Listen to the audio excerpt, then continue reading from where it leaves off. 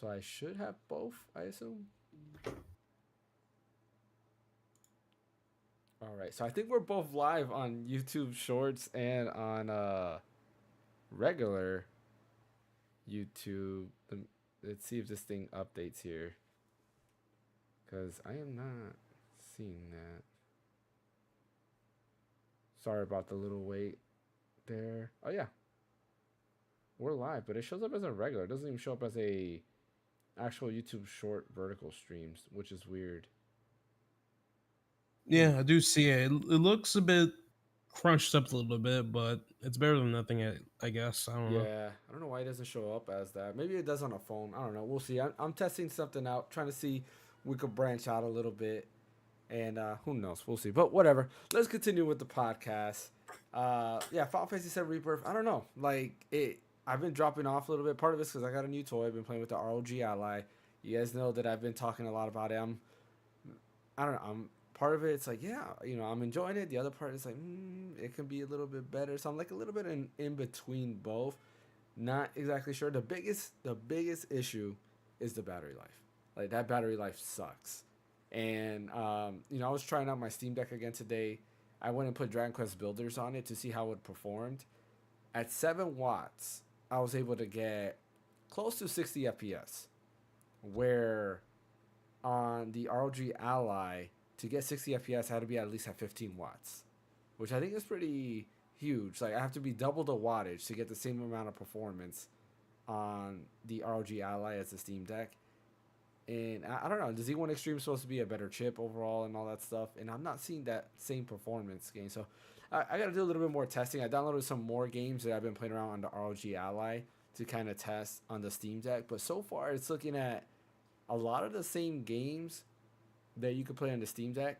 If you play them on ROG Ally, you actually have to have a higher TDP, and I think that's a negative there. But we'll see how it goes. I kept downloading some more games I was playing. I'm gonna continue testing it out, and then I should have a review probably going up on Wednesday, and yeah, we'll see. And that'll be my final verdict if I'm keeping it or not. I think I want to keep it because it's nice to be able to play like Fortnite, Warzone, and stuff like that.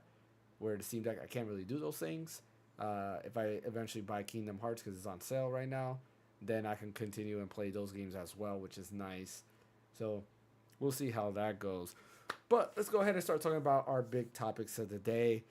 I'm pretty much winging this because the notes got didn't save. So let's go ahead and start with number one, and that is Dragon's Dogma 2.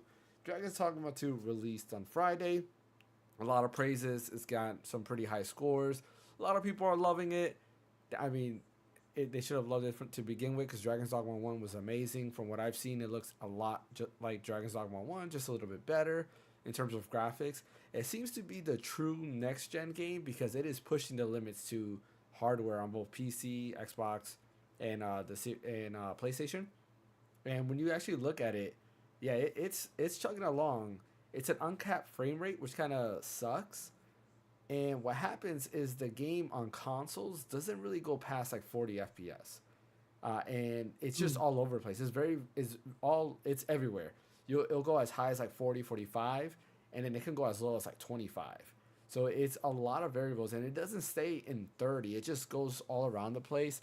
A lot of people were saying they should have kept it at 30. That probably would have helped out a lot to begin with.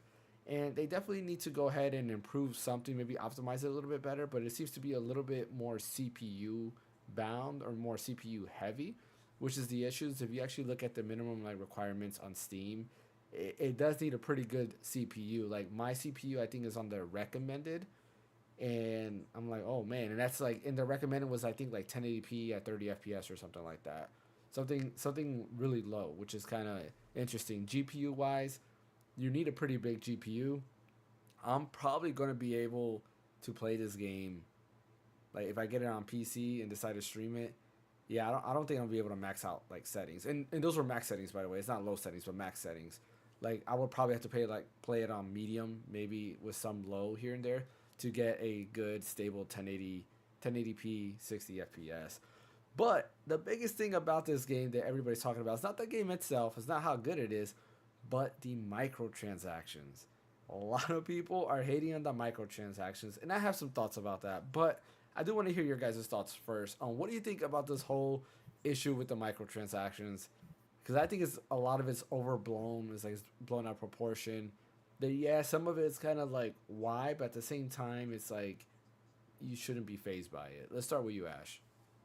Okay, I try to look at this issue from both sides, and initially when I saw this whole drama just happening, I my first thought is like just don't buy the DLC because Yeah. all the stuff you can get, all the stuff they're quote unquote selling as DLC within Dragon's Dogma 2, you can practically get earn those within the game itself. Mm-hmm. But that wasn't the point that people were trying to bring up. They were just saying, why is the microtransactions there to begin with? Which I'm like, okay, fair enough point. Yeah. You're already spending $70 on the game itself, and they're already asking you a little bit more money for my microtransactions, even though you don't have to buy them. So I can see why what their issue is with it. And on top of that, there's another argument that they were using as the game design could have been affected by the microtransactions in a sense to where if there are certain areas that you're like having an issue with and you don't have like a good amount of resource of a certain item that's also DLC, then there's that option for you. People are using the argument that the game design could have been affected by the microtransactions, which I'm like, okay, we need to see like actual evidence of that. And if anything, I think the only thing they could use is practically use the game design from Dragon's Dogma 1 and compare that to 2 and see the differences from that point in time. Yeah. And all that stuff, I can see why it's concerning, and people say don't buy the game because if you just buy the game itself and don't buy the microtransactions, you're pretty much incentivizing the developers to still keep the same model as before and not really giving the gamers like a good time with it and stuff. And my conclusion on this whole thing is how come the same people that are crying about this weren't crying this hard when there were other games that had that same model as well? I can go all the way back when Devil May Cry 5 came out.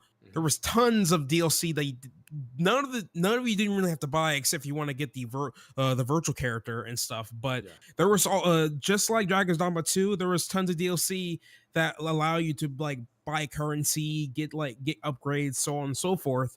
And I've seen nobody complain. I mean, I've seen some people complain about it, but that didn't really affect the overall game design of the game. Pretty much a good amount of people love Devil May Cry 5. But the thing is, it didn't matter because it still had a good amount of microtransactions, just like Dragon's Dogma 2. And based on their point and their reasoning, they should have done the same thing for the previous games. And I don't know what are other Capcom games that they did this to. I don't know if any of the Resident Evil remakes had it or something like that. But you should have did some sort of boycott towards those earlier games because those had those same problems like Dragon's Dogma 2. So that way they know for next time maybe we shouldn't try to put all this stuff in all at once. So that way we know what our fans want, because the past 3 to 4 games they've been doing this. So now when Dragon's Dogma 2, which in my opinion, which in my perspective is at least popular compared to other Capcom titles they have, you now decide to go hard on them for this. Like you gotta that's my main issue with it. And I think if they would like pressed on that issue when they first start doing it with their earlier titles, they wouldn't have to worry about the quote unquote game design on Dragon's Dogma 2. If there's evidence to support that, if the microtransactions are like more of a necessity, depending on the game design of the game, So that's my whole view on it. I just feel like if you really care about it, you should really just speak with your wallet and just pay it no relevance, ignore it, and just call it a day. So that's my overall thoughts on that. Yeah, so Resident Evil 4 had a lot of that. Devil May Cry 5 had a lot of that where don't a lot of Capcom games in general have like microtransactions that are optional? Exactly. And that's the point I'm trying to make, is that okay, you're going to go this super hard on Dragon's Dogma 2, but not go as much harder on the other more popular titles and stuff, right? Now, again, there were people that were also complaining about those games too with microtransactions. Like, okay, I understand that, but that wasn't that many people. It was more like the minority of anything. I can barely see it. And then the thing is, I did do some research on day one reviews by actual gamers and stuff, mainly through Steam. But because I feel like Steam reviews will give you like the most honest reviews compared to like other websites and stuff. So I went through there. None of them really complain about the microtransactions. It's either one, the game's good because they actually like the game, or two, they can't recommend the game because maybe the performance is terrible. But nothing about microtransactions whatsoever, right? So it's just my point is, okay, I understand your point of view, but this stuff has been happening for like a really long time. So you could have a good amount of y'all could have put your big foot forward and just don't support the game, and that's it. Well, to me, it's right. Like it's all optional. Like I compare it to like back in the days in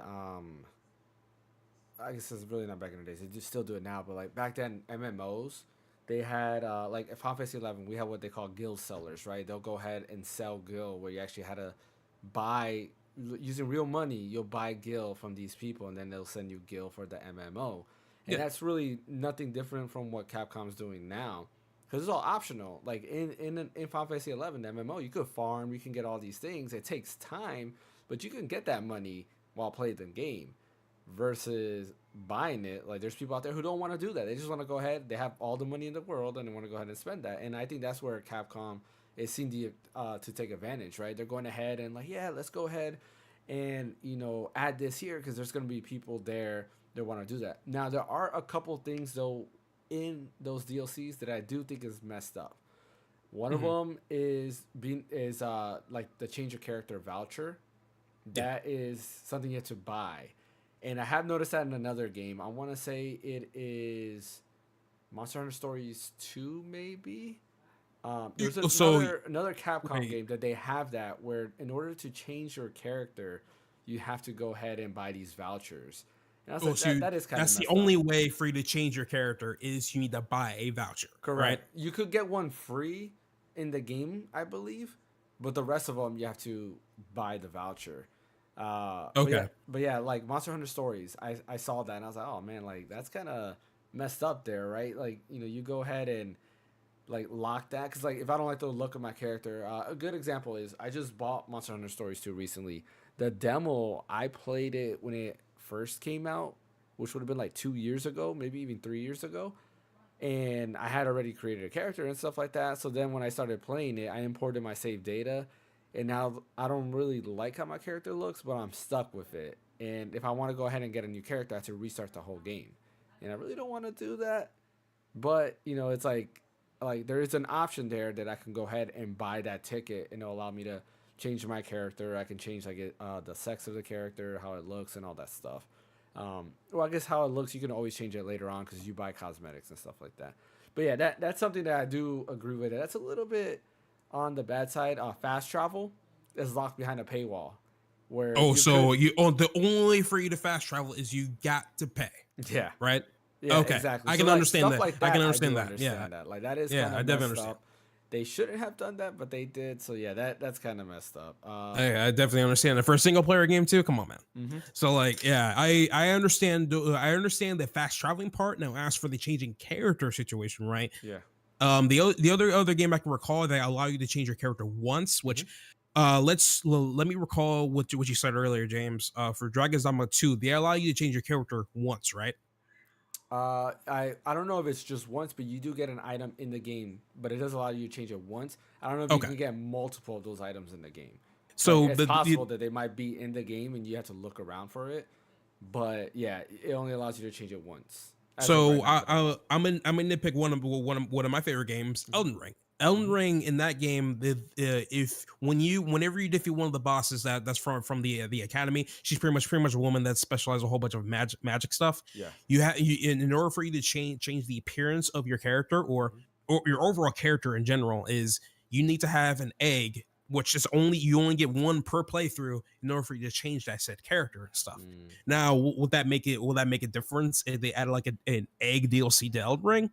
I have no idea, to be perfectly honest with you, but it, at least in the game, they allow you to at least change your character for free for both Elden Ring and in Dragon's Dogma 2.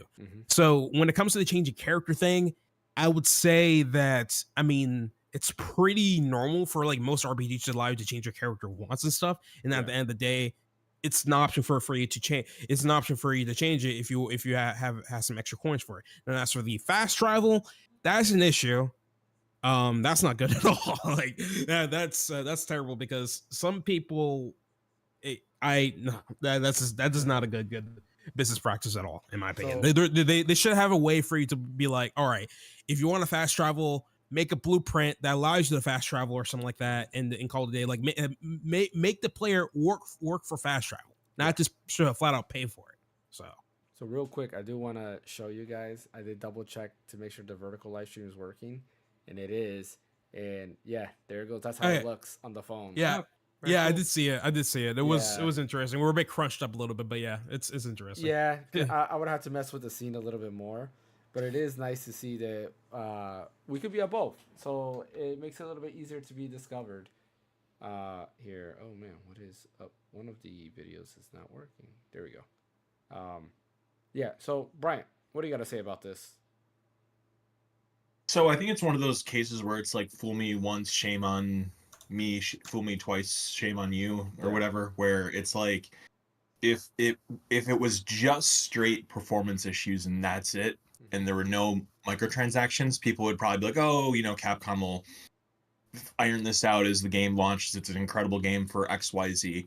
Or if it worked flawlessly and there were these in-app purchases, again, people would probably be like, well, these are a lot like the Resident Evil and Devil May Cry in-app purchases. But the fact that it's kind of like a double whammy, and the fact that we just had kind of like this standard bearer in RPGs in the form of Baldur's Gate 3 that didn't rely on either one of these things. And while it had some performance things, most of it's got ironed out. Like nobody really talks about that anymore. So it's just unfortunate because Capcom just has a really good track record, as far as I know, of its performance of these RE engine games like Resident Evil 4. I think Resident Evil Village uses it. Resident Evil Biohazard, Resident Evil 7 uses it. Resident Evil 2, 3, the remakes, whatever. And it's just too bad because they've just built up so much goodwill. It's not quite the same. It's not at all the same, actually, as like what happened with CD Projekt Red and Cyberpunk 2077. But it's just kind of like that similar thing where it's like Capcom has developed such strong reputation these past nearly 10 years of just releasing nonstop quality products, and then they release this, and because there's these two strikes against it, it kind of makes people a little iffy. And I think there are a couple of in-app purchases that are a little like the thing you mentioned before about the character creation thing. That's kind of iffy and stuff, but it's like you guys were saying, when it comes to these in-app purchases, these have been in Capcom single player games like Resident Evil and Devil May Cry. So you don't want them, don't buy them, but it just sucks that it's these performance issues and the in-app purchases when they're just kind of like self-enforced errors. So don't forget that the RE engine they're using, this is RE engine 2.0. So like it doesn't have an official number, but I'm calling it that because this is their first game to release with their upgraded RE engine that they said is made for next gen. Monster Hunter Wilds is also going to be using that. So this is the first game that they have. Monster Hunter Wilds will be using the same upgraded version, which is why the game looks great. Like when you look at it, it definitely looks very, very high end, which I think it's a little bit too next gen. It's almost like, and we'll talk about this a little bit later in our next topic, but it's almost like this was designed for a different console in mind. What's up, Ash? I need to correct myself. I was 100% wrong on the Elden Ring change your appearance. It seems like you can change it as many times as you like. So I was want to just retract that whole thing. That's what I that's good. Yeah, you might have somebody trying to hunt you down, and you don't want that. Hey, what about you, Fan? Any thoughts on this?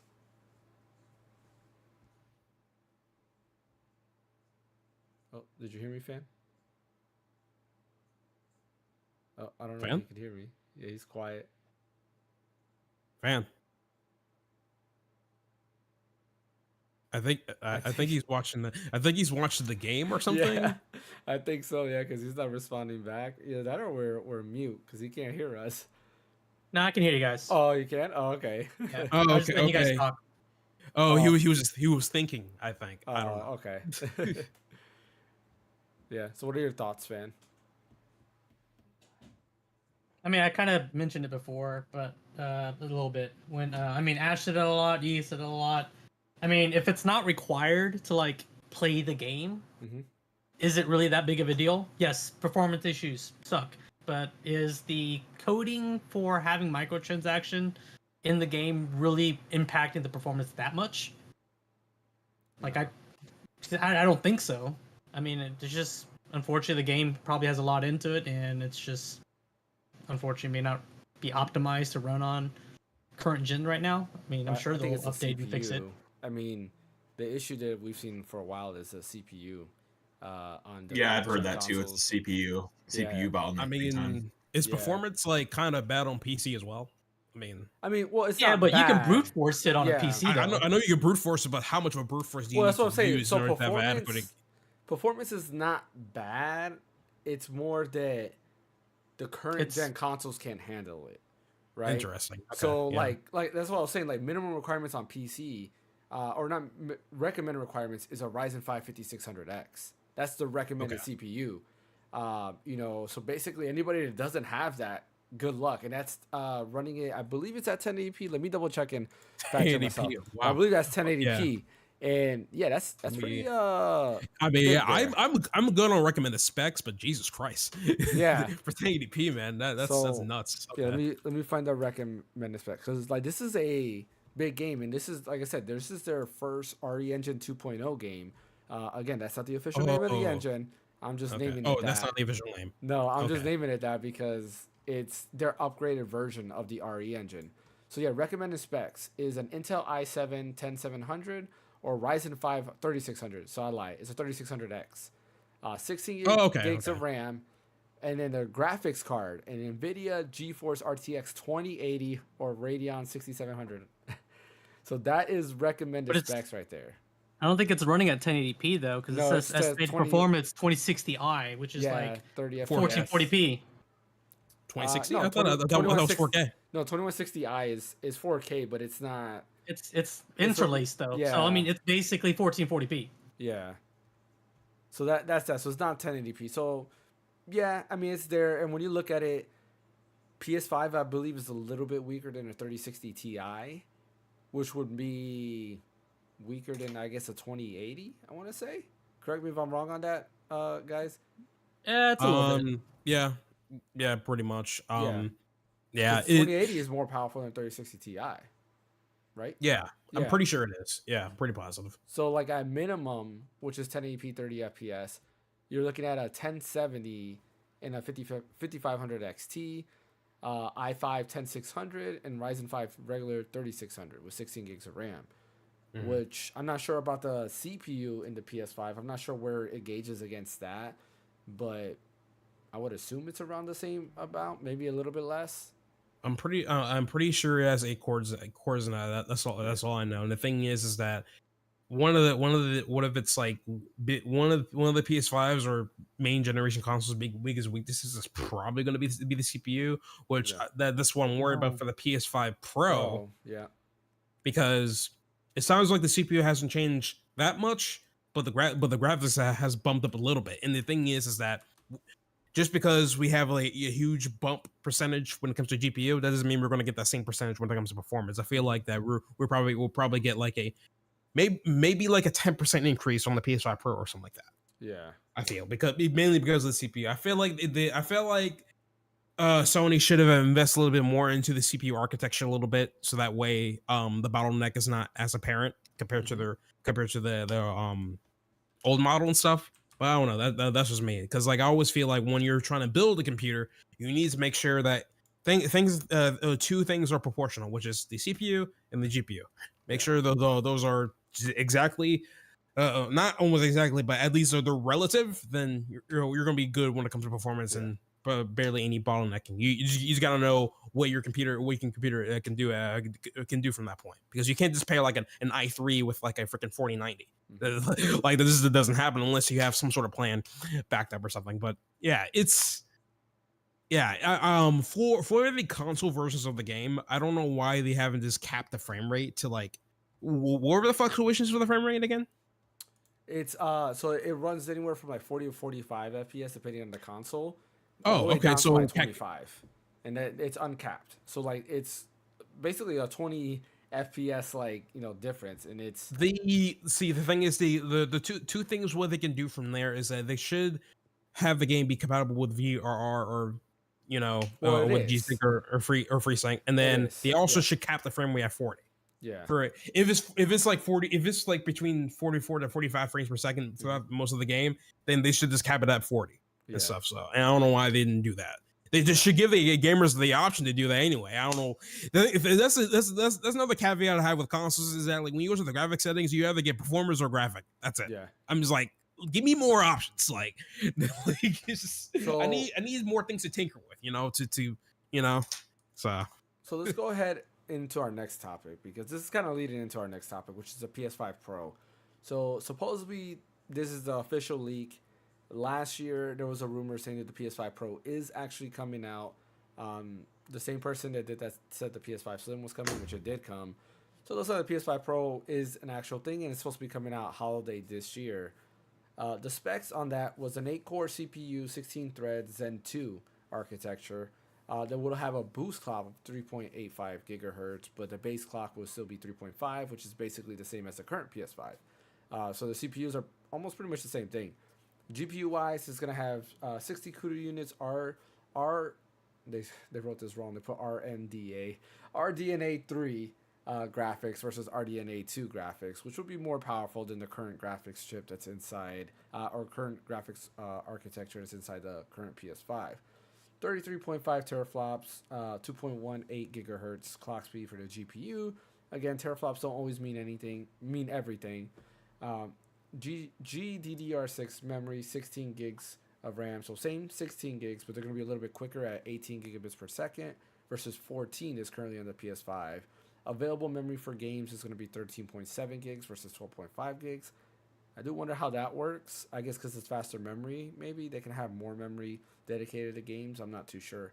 And then memory interface / bandwidth is going to be 256 bits, 576 gigabits per second versus 448 gigabits per second on the current PS5. So it's definitely going to be a lot more powerful in terms of the graphics side of things. But like we were saying, anything that's CPU bound is still going to have a bottleneck, because the CPU is basically the same thing, minus, it looks like this is going to have a boost clock now where it can go up to 3.85 gigahertz. So what are your thoughts on the PS5 Pro? Do you guys need a PS5 Pro? Because honestly, I haven't been really using my PS5 Pro. Even with Final Fantasy 7 Rebirth here, it's just kind of sitting there. Whoa. You already have a PS5 Pro? What? No. I'm saying, like, are you getting it? I mean, like, earlier, I it's not like you said I have a PS5 Pro. I'm sorry. I mean, I have a PS5. I'm sorry. I mean, no, but that's what he said. He's like, I haven't even played my PS5 yeah. Pro. Sorry, I haven't even played my PS5. Yeah, my fault. I haven't even played my PS5 right now. It just like sits here in rest mode. Like I try to pick it up every now and then to play with my my PlayStation Portal, but yeah, I mean, there's really no reason to play it. Final Fantasy 16 and Rebirth are really the only reasons, and 16 should be sooner rather than later coming to PC, and I assume Rebirth will probably come sometime this year as well. But what are your thoughts on this? Let's start with you, Fan. I mean, with the issues that are, especially with Dragon Dogma 2 going on right now, right? Mm-hmm. Would this be the perfect time to like, hey, here's a slightly more powerful system where this game will run, as intended? Yeah. I mean, if you follow the track record with Sony, I mean, they came out with the PS5 Slim, and then typically after Slim, they do a Pro version, just like what they did with the PS4. So if they come out with it now, I don't see it being like, for people who just bought a PS5 Slim, it'd be a slap in the face for them. Yeah. But there'll probably be people out there that'll still buy it anyway. I play my PS5 every once in a while. I haven't played it, a lot, because I've been more on the handheld at the moment, the Ally and the Steam Deck. But if it comes out, will I buy it? Probably not, because if there's a game that I want and we know that it's not going to run well on the PS5, I'm going to buy it on my PC. Yeah, exactly. You know? Yeah, that's like there's not the like a lot of the Sony PlayStation games aren't really exclusives. Not anymore. Yeah. Anymore. You know? I mean, Rebirth is really the only one that's out right now. That's an exclusive. Yeah. For 3 months, right? And 16, Rebirth for 3 months. 16 is also, but I mean, 16. I think Yoshi P already said that they've been working on the PC version, so that's probably gonna come out. And it's almost done. They're almost done with optimizations and stuff, and like they're gonna like release a demo and everything, like again and stuff. So it's gonna be interesting. It's gonna be nice. It's gonna be fun when it drops. So yeah. But I guess to follow with fan, I feel like I feel like the main strategy for next gen or the quote unquote pro models for these current gen consoles is that they're going to like rely heavily off of AI stuff. So when it comes, they're probably try to use a lot of FSR, which that's mostly the case.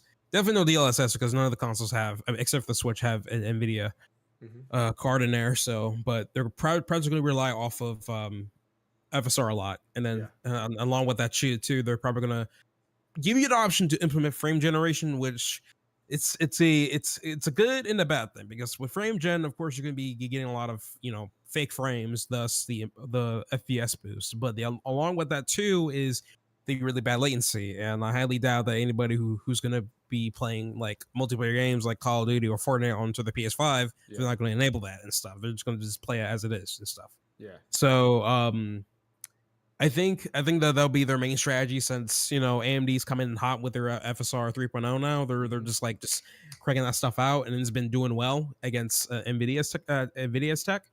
Will I ever buy a PS5 Pro? Probably not, because like Fan said, is like if the game is not running well on PS5, I might as well just buy it on PC. Just today, I was actually buying. I was not buying. I was actually playing Horizon Zero Dawn on my PC on my LG C1 at 4K 90 FPS. Did you mean Forbidden West, or were you playing Zero Dawn? I'm playing Zero Dawn. I'm finishing Zero Dawn so I can play Forbidden West, and that after that. So I'm playing that, and that game looks freaking glorious. Like it's just goddamn Jesus Christ, and it's one of those games where you definitely need a PC to like experience its true art direction and like see everything beautiful about it. It's just crazy. I love it. So sorry, but it same goes for FF16. I feel like the stuff that Yoshi B and his team wanted to do was held back by the PS5 and is going to be fully realized when they finally put it on PC.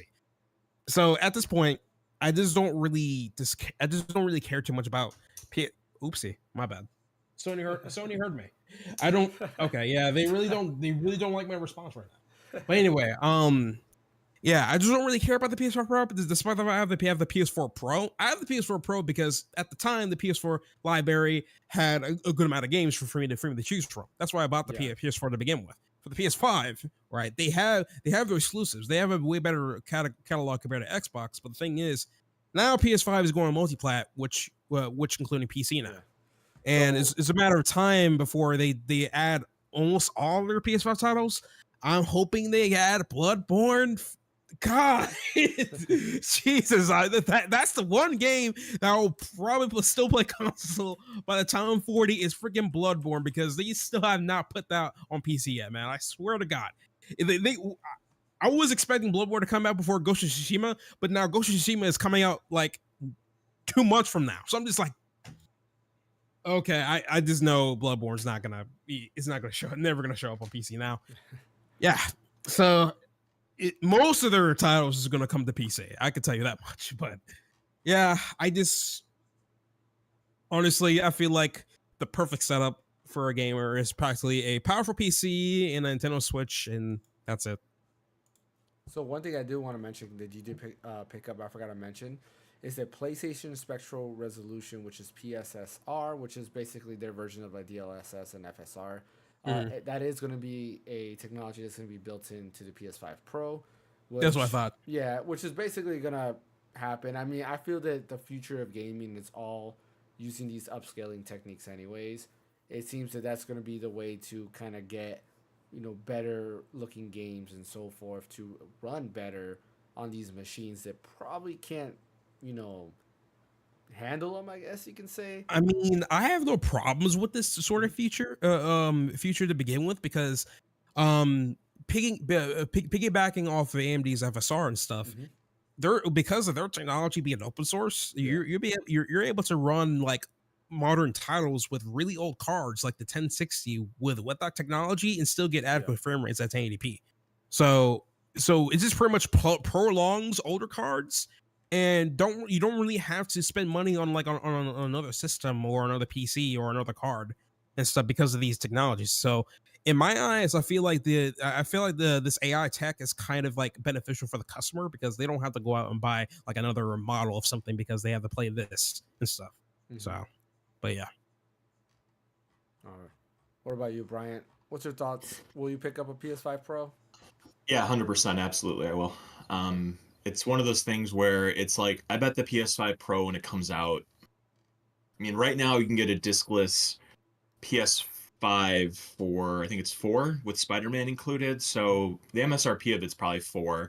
So I'll say that PS5 Pro is going to be between $5 and $6, and I'll sell my PS5 and I'll probably get between $250 to $350 for it. And at that point, it's a $150 to $250 proposition for an upgrade. Like, I'm gonna be all over that. PlayStation is the main place that I play. I do have an Xbox, I do have a Switch, I do have a PC, but I just love the ecosystem of PlayStation. It does have a lot of it has a lot of great first-party games that either are here now or are coming. Demon Souls is not on PC. Spider-Man 2 might eventually come to PC. It probably will. It will. What'd you say? It will. There's already leaks about it. Yeah, I'm sure it will eventually. You can't play with this guy on PlayStation. I don't know if you can see What is that? I can't even see the that. Fox? Yeah. That's what I was like. Yeah. Glad my vision's still pretty decent. All right. There we go. Rebirth, I mean, I'll be really surprised if that comes out that quickly on PC. Like, maybe it'll come out this year. Like, I would think. No, it'll come on. It'll come on next year for Rebirth, I believe. Yeah, so. I know it's 3 months exclusive, but like, I really don't. I mean, that would be. I mean, I don't know. I don't see. I could be wrong, but I would see more so next year. Epic Games will throw that money and be like, look, let's get Epic Game exclusive for a year, and then Steam will get it like the following year. I can see something like that happening. Yeah, maybe. I don't know. So. I like getting trophies on my PlayStation. I like the plug and play aspect of the PlayStation. I don't know. It just really appeals to me. And I do have a PC for the times that I want to play the like super sped up, pretty versions of games. Like, I already own Horizon Forbidden West on my PlayStation, but absolutely when it goes on sale cheap enough on PC, I'll buy it just so I can like see it in all of its glory. But yeah, I'm definitely gonna pick up a PS5 Pro when it comes out for sure. All right. We'll see if I change my mind. I mean, I say no right now, but who knows? Like, I might pick it up eventually. Maybe they'll come out something really hot, and you'll want it for sure. Yeah. Oh, you got muted, Ash. Ash, you muted yourself. I don't think he can hear us. Can't hear you. All right, my bad. Anyway, as I was just saying that I have a huge amount of patience for any PC release that's going to come out 1 or 2 years from now. So from my perspective, I'm like, oh, it's going to come out 1 or 2 years later. Within that time frame, I'm going to be playing something else, or go back to my backlog and finish that up, or read a book or something, or pursue something else until that comes out. So the way I see it, I mean, I don't have to play games, day one. Recently, I played Persona 3 Reload day one because I was actually excited for it. So I'm just like, all right, bet, drop $70, let's get into it. Literally almost lost my life to it, so I thought it was pretty worth it and stuff. But most of the time, I don't really buy game. Said I platinum Persona 3 Reload, so yeah. Yeah, I fantastic game. You're right. I almost platinum it on Steam. So, but yeah, So the thing is, yeah, I think my parents a lot for this. I just wait. I'd be like, all right, just ignore this for now and focus on this. And I try to wait. That way I don't worry about, playing things on day one and stuff. And half the time, like within like a month or sometimes in 2 weeks, the game's on sale. Yeah. So yeah. I mean, I'm looking at you, Sonic. I'm looking at you, Sonic Frontiers. 2 weeks haven't asked. With the ROG Ally, I mean, honestly, if I didn't have the ROG Ally right now, I probably would be playing Rebirth more. But you know, the ROG Ally has like, you know, I like toys. Like physical hardware is something that I do like a lot, and it's nice to always mess around. I blame the PSP, right? Because ever since the PSP was hackable, that's it. I just wanted to mess with anything. Is like, you know, I would get different devices. Oh, what can I do with this? So you know, it's something that I like. Like once I add Chiaki, I might play my PS5 some more and see, because that has Wi-Fi 6E on the ROG Ally, I believe. Hopefully I didn't make that up. I believe it has Wi-Fi 6E, or maybe it just has Wi-Fi 6. But that will benefit in terms of remote playing, where for whatever reason the PlayStation Portal still has Wi-Fi 5, I believe, which is kind of dumb for a streaming device. But yeah, you know, and of course the Steam Deck that I have now, I believe that also has Wi-Fi 5. Let me actually double check that, because I think the PlayStation Portal might. Yeah, 6E. ROG Ally 6E. 6E? Okay, so it has 6E. Yeah. I believe the Portal. Now I feel like I'm lying here. I'm almost positive. The Portal should have 6E too. It recently came out, right? No, I think the Portal has 5. I think it's 5. Yeah, I'm almost positive it has 5, because that was a huge. 5? Yeah. Let me see. That's a bit bad. Okay. All right. Which I will tell you that I do notice that right away with the 6E, because when I go to download a game on the ROG Ally, it's a lot quicker than the Steam Deck, which is nice. Unless you have the OLED. That's true. The OLED has 6E, I believe, as well. Yeah, it doesn't. Oh yeah, the Portal doesn't say on their official site, but I believe somebody looked at it and it's Wi-Fi 5. Sure it's 5. That's crazy for what the thing is supposed to do. I would expect it to have 6E if anything. So that's interesting. Mm-hmm. Okay. Yeah. So. You guys want to hear a funny little tidbit? What's up? So this is like a small one of the quotes from Yoshi P. So it says, so we wanted to release FF14 Dawn Trail a little bit earlier, but we realized that there's you know, that DLC releasing around that time, and then everyone's like, what DLC? I know what you're talking about. Yeah. He's like, Elden Ring DLC. I'm just like, damn. He knows the competition. He's like, you know what? We're just not gonna mess with that. I mean, that's smart. I think all developers know. Like, if a Zelda game is coming out, anybody who thinks they can go against a Zelda game is dumb. Like, you know, and I don't mean like literally dumb, but like it's a dumb thing to go against anybody. Zelda game. Yeah, like Horizon tried it.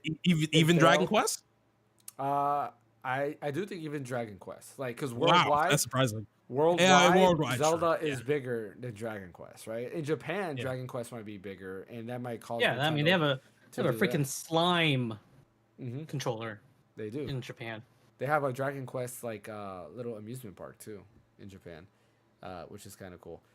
But yeah, like, you know, that's it. Like when Horizon came out like a week before Breath of the Wild, I was like, yeah, that's dumb. Like, there's no, why would you do that? Of course, a week later the Switch came out with that. Yeah, so but anyways, let's move along with our last topic of the day, and this one was actually something a little bit more fun, something that I just wanted to do like randomly, and that is for us to discuss list our favorite game per console. So I'm gonna go through a list. I'm naming the year they came out, and you pick a game. Now there are some rules to it. Here's rule number 1. You can say, I'll give an example. Let's say there's an NES game that you have not played, but you played maybe a remake of that game. You can nominate that for that console versus the remake. Does that make sense? So, like, I'll give you an example. Like, my NES pick is going to be Super Mario Brothers 3 because I played that through from the Mario All-Stars on SNES. So that is my NES pick there. Wait, did you never really play the original Mario Brothers 3, or are you just giving that as an example? As an example, I did play it on NES. Okay. Yeah, I was gonna say, really? I never owned it. I played it on I played it on mainly on All Stars, but yeah, I did. But that's an example, right? Like, because I didn't play that, now that is my favorite game. So you could do something like that, like Chrono Trigger. If you want that to be your Super Nintendo game, but you play the PlayStation version of it, that's fine. I'll let you do that. As long as they are the same game. You can't say my favorite's Resident Evil 4 remake for the GameCube when they're they're two different. Or games. Resident Evil 2, Yeah. like the PS5 Resident Evil 2 versus like Resident Evil 2 on PS1 or something. Exactly, because they are different games. Like they are not one-to-one Right. remakes. There. So are we just voting for what exactly? No, you're listing your favorite game. Oh, just listing our favorite. Okay. Yep. Yeah. Alright. So I'll read a list, and then at the end, if there's a console that you own that I did not name it out at the end, and let me know. All right, starting off, so we're not gonna go before NES. So I'm not gonna make the Intellivision or any of that stuff. I'm not gonna name any of that Turbo stuff. Graphics. Well, Turbo Graphics. Or no, is I mean after. Yeah. Atari. Yeah, Atari. Yeah, I won't. That stuff. So. Starting with the NES. NES came out in 1985. What is everybody's favorite pick? My pick for this is probably gonna have to be. So it was a debate between Super Mario Brothers 3 or Dragon Quest 3. Okay. And I am gonna name it Dragon Quest 3 because I really do like Dragon Quest 3. It is an amazing game. It is one of my favorite RPGs. I know Ash, you're playing through it now, and it's very fun. It still holds up to today's standards, and it's kind of like that gateway into the modern RPG because it really does bring back what Final Fantasy does and what other RPGs do now. But in I think it came out like 1989 or something like that. I do have to say when I came back to it recently, I forgot a whole bunch of things I was supposed to do. For example, like I know some NPC told me that maybe if you use a mountain cleaver for this mountain that's across from Isis, that will give you a pathway to another cave. And I'm like, I forgot about that. So I do have to look up some things and stuff. I think one of my favorite side quests, which involve into that, is reuniting with Olivia and Eric with the Lover's Locket. If you remember that. Yeah, I thought that was awesome and beautiful. But yeah, there's a lot of good stuff. There's still fun game. Things there too. Yeah, extremely sad things, especially the Phantom ship. Like there's literally just corpses and demons. I'm like, Jesus. At least it's not graphic because it's how how old it is. But the still. art style, the art style will trick you. Like you look at these guys behind me, they'll trick you. Don't let their smiles and everything make you think that Dragon Quest is all positive thinking and I can say this much. There's a lot of very deep dark stuff in it. I can say this much. I feel bad for DQ3 Hero because of a certain sexual scene. I feel bad. If you know what I'm talking about, James. I've done it. The only thing I haven't done is anything. Well, I don't want to spoil it because there's a part that is pretty awesome towards the end of the game, and I don't want to spoil that because I haven't done past that part. That's it. I think I know what you're talking about, because the thing is, what happens is I accidentally spoiled myself on that because I was looking up a playthrough on DQ3. When he checked the map will look totally different. I was like, oh, yeah, I was supposed to see that. The first game to do that. It was the first game to do that. I don't think any other game did that first, where you have. All right, semi spoilers. Do you guys care about this or no? No? Yeah, I still care. I don't know what made it happen. Yeah. But don't tell me that. that. We're gonna go through our favorites list. We're gonna be here all night if we get this in deep with it. We won't get that in deep, but yeah, the real quick is that what he's talking about is that there is a second map in the game, and it's the first game to my knowledge to do that has a second, first RPG I guess, to have a second map in the game. Like you go through the first map, and you're thinking, oh, I've been everywhere. And then next thing you know, you have another world to go to. You're like, oh, snap. Like, this is there. But, yeah, we'll keep it that. But, yeah, you're right. We won't go through too much detail. Bryant, what's your game on NES? Super Mario Brothers 3. Probably my favorite Mario game of all time. Just incredibly innovative at the time. Just perfect. I think it's pretty much a perfect game, so that's my pick. I agree. And it's very fun to go back to. Ash, what's your game for NES? Go to Fan first because I still haven't found one yet. Okay. What about you, Fan? So I've got a deep cut. Okay. Really deep cut. We all know how I feel about deep cuts after the latest episode of Memories Card. Yeah. So this game is called Phantom Fighter. Never heard of it. Yeah, that's why it's very deep cut. You're having to look it up. So growing up, I watched a lot of Chinese drama, flying martial arts, wushu type films, right? So vampires are different in Chinese mythology because they basically hop around because of rigor mortis sets in, and they basically hop around like this, right?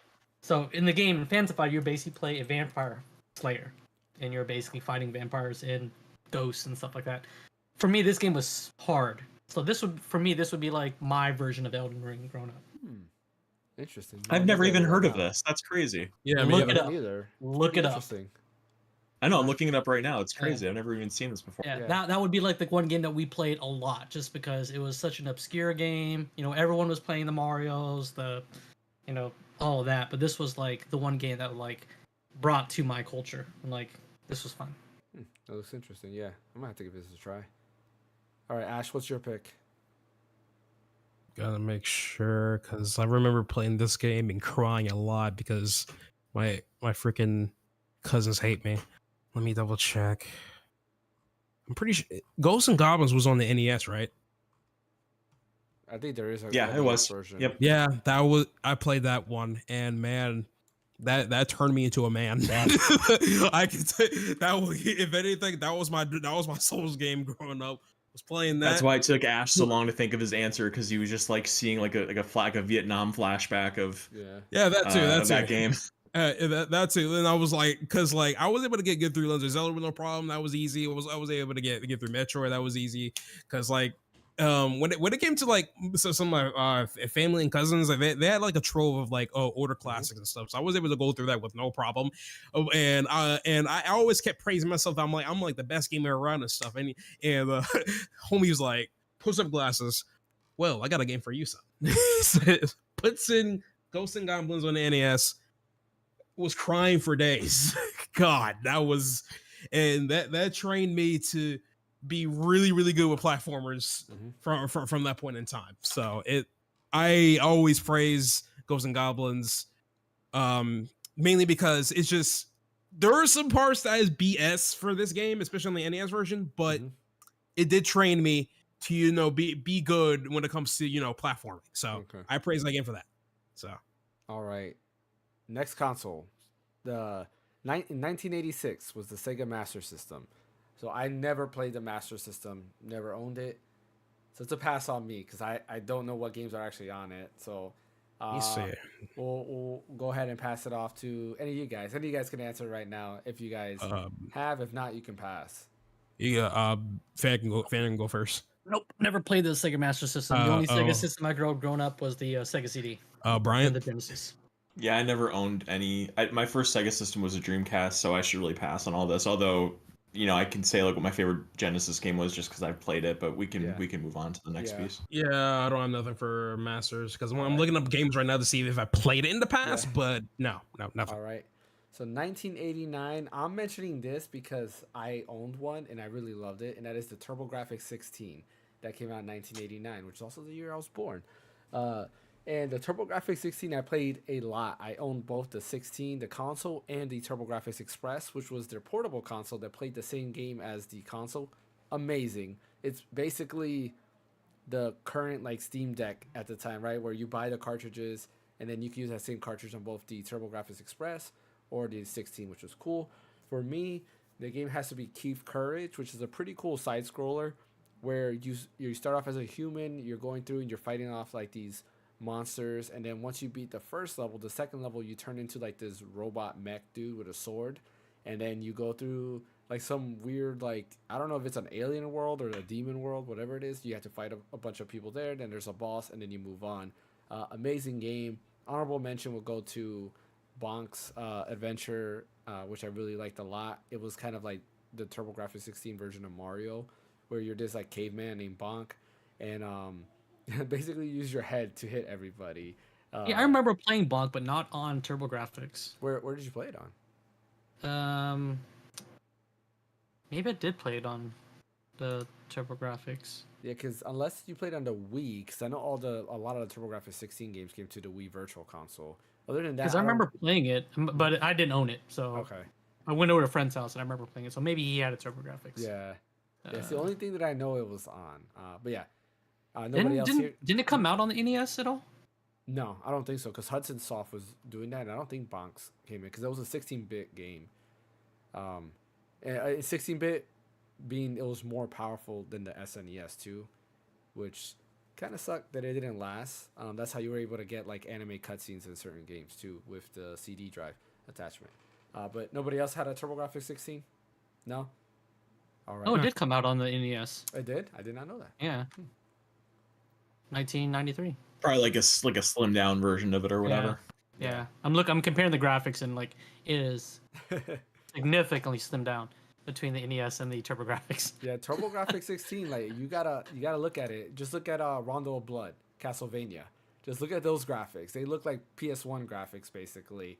You know, and they were very high end for that time, which kind of shows you that the most powerful console doesn't always win. 1989, the Sega Genesis also came out. There, I will say that my favorite game is it's a tough one for me. I'm gonna choose something different. I'm gonna say Streets of Rage 1. It's the game that I played the most. Till this day, I can continue just replaying it. I really enjoyed it. I didn't own it. My cousin owned it, so I would just go over to his house and play it all the time, and I love that game. He also had like Sonic the Hedgehog 2, Sonic the Hedgehog. I've also played like Sonic the Hedgehog 3 and other games, but this is the one that stuck to me till this day. Fan, what about you? So I never owned a Sega Genesis, but I had a friend down the street that had one, and we played a lot of Vector Man, and I think Earthworm Jim was on there. Good game, Vector Man. But that would be the two I remember playing the most of. Oh, Clay Fighters too. Oh man. What about you, Bryant? Sonic the Hedgehog 2, kind of a very generic pick, but it's fantastic. I never owned a Genesis, but I just remember I had a couple friends that did, and going over to their house and playing it was just a blast, and it still holds up pretty well. It does. I agree. Ash? Sonic and Knuckles. Sonic and Knuckles? Literally my favorite Sonic Genesis title, because like I've always a big fan of Knuckles ever since he like became part of the franchise and stuff. He's just so tough. He's dumb, but I love but he's still tough these days. I love it. Yeah, so he used to be tough. He's more dumb now. Okay, Then if you're made him more counting the, Sonic Boom, then yeah, of course. Yeah, but he's Idris Elba now. I mean, you can't really beat that. Well, even in Frontiers, like in Frontiers, when he appears, you're kind of like, come on, man. Like, this is not the Knuckles from Sonic Adventure 2. He's like a meathead. Yeah, pretty much now.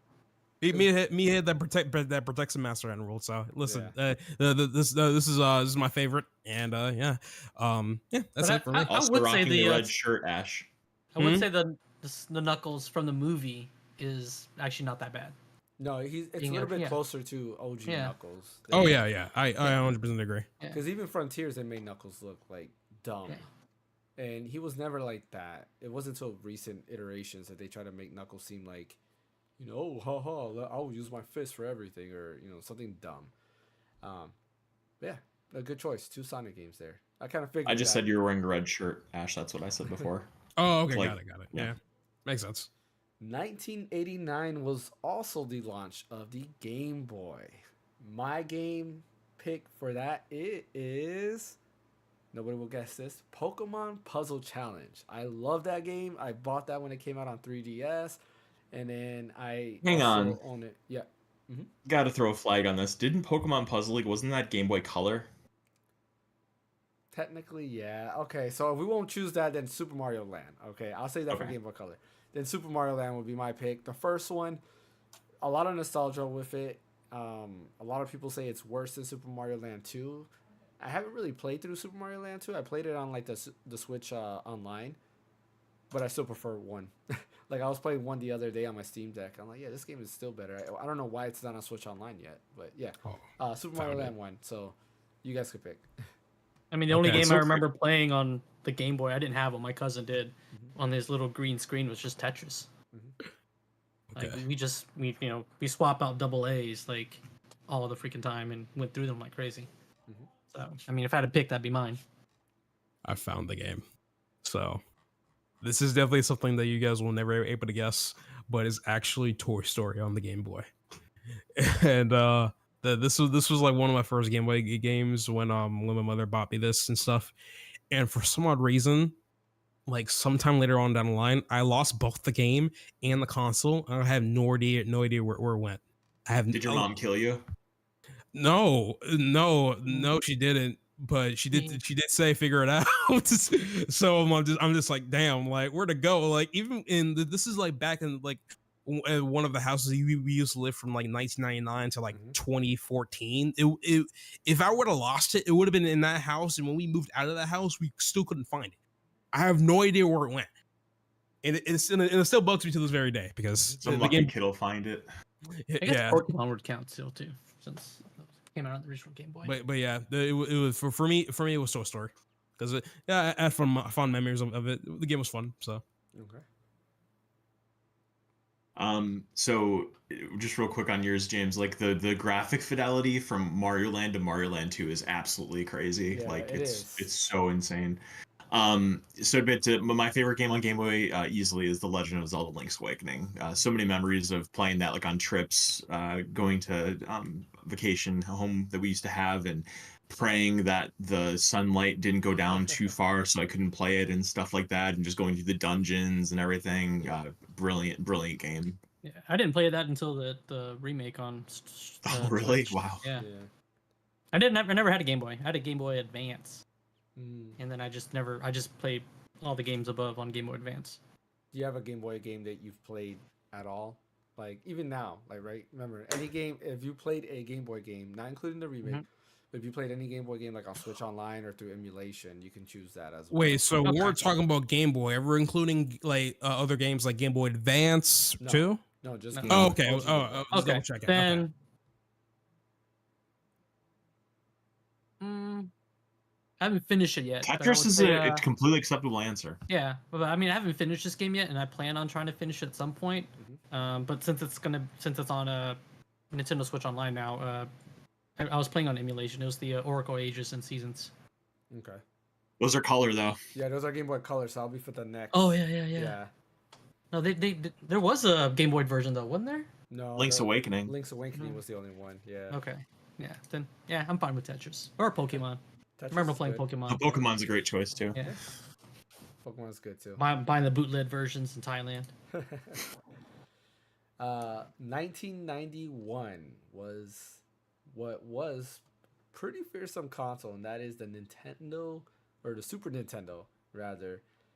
This one is the hardest for me because I played a lot of Super Nintendo. This is basically where I was kind of like full force gaming, and I was being brainwashed by all these games. Now, this is where like that hobby came into place. Yeah, this is a tough one, but I'm gonna go with the game that I played the most, and it's a very simple answer, but that's A Link to the Past.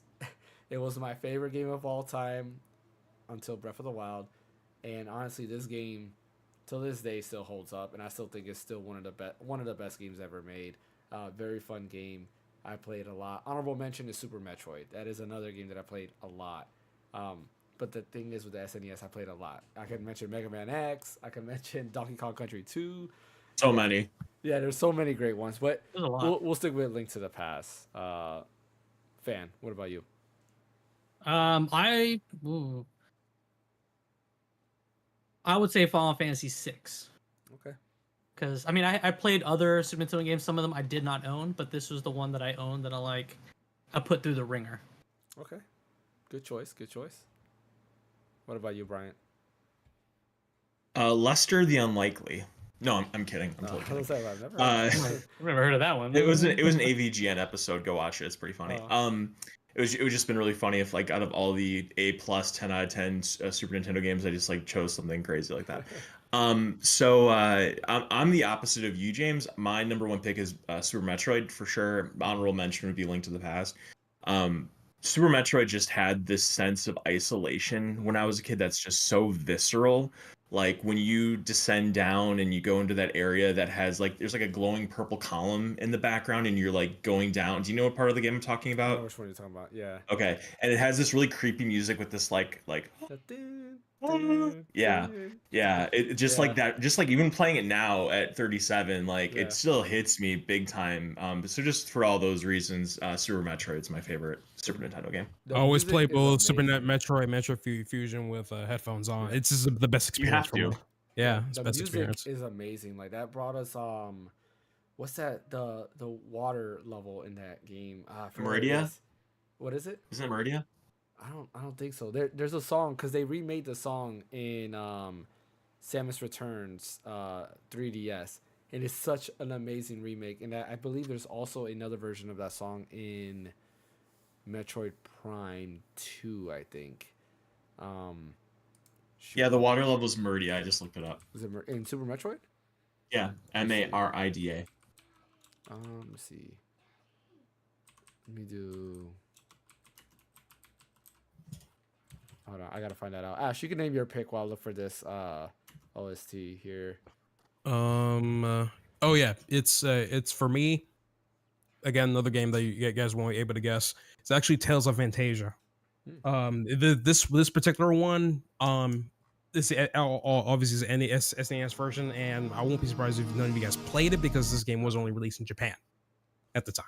So I love this game a lot because a friend of mine actually showed me this game when I was in middle school and stuff, and at the time I was really big into like some action RPGs and everything, and a friend of mine say, hey, well, why not check out the Tales series and stuff and I asked him, it was interesting at the time, he was the dude that like knew all the Tales shit, so I just told him, hey, what happens if I play the first one? And he told me, oh, go right ahead. It's going to be Japanese only, but go right ahead. I'm like, okay.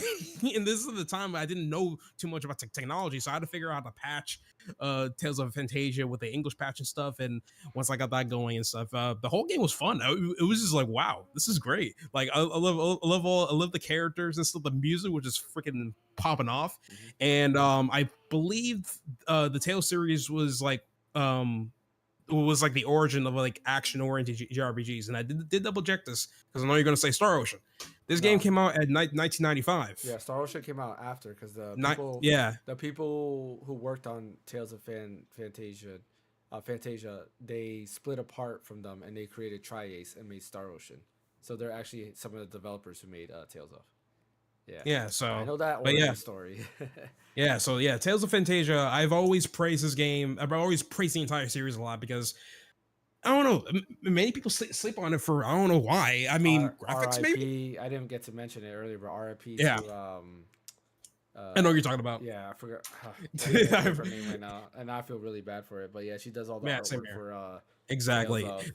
The cover arts were just the cover arts, the character arts were just chef kiss.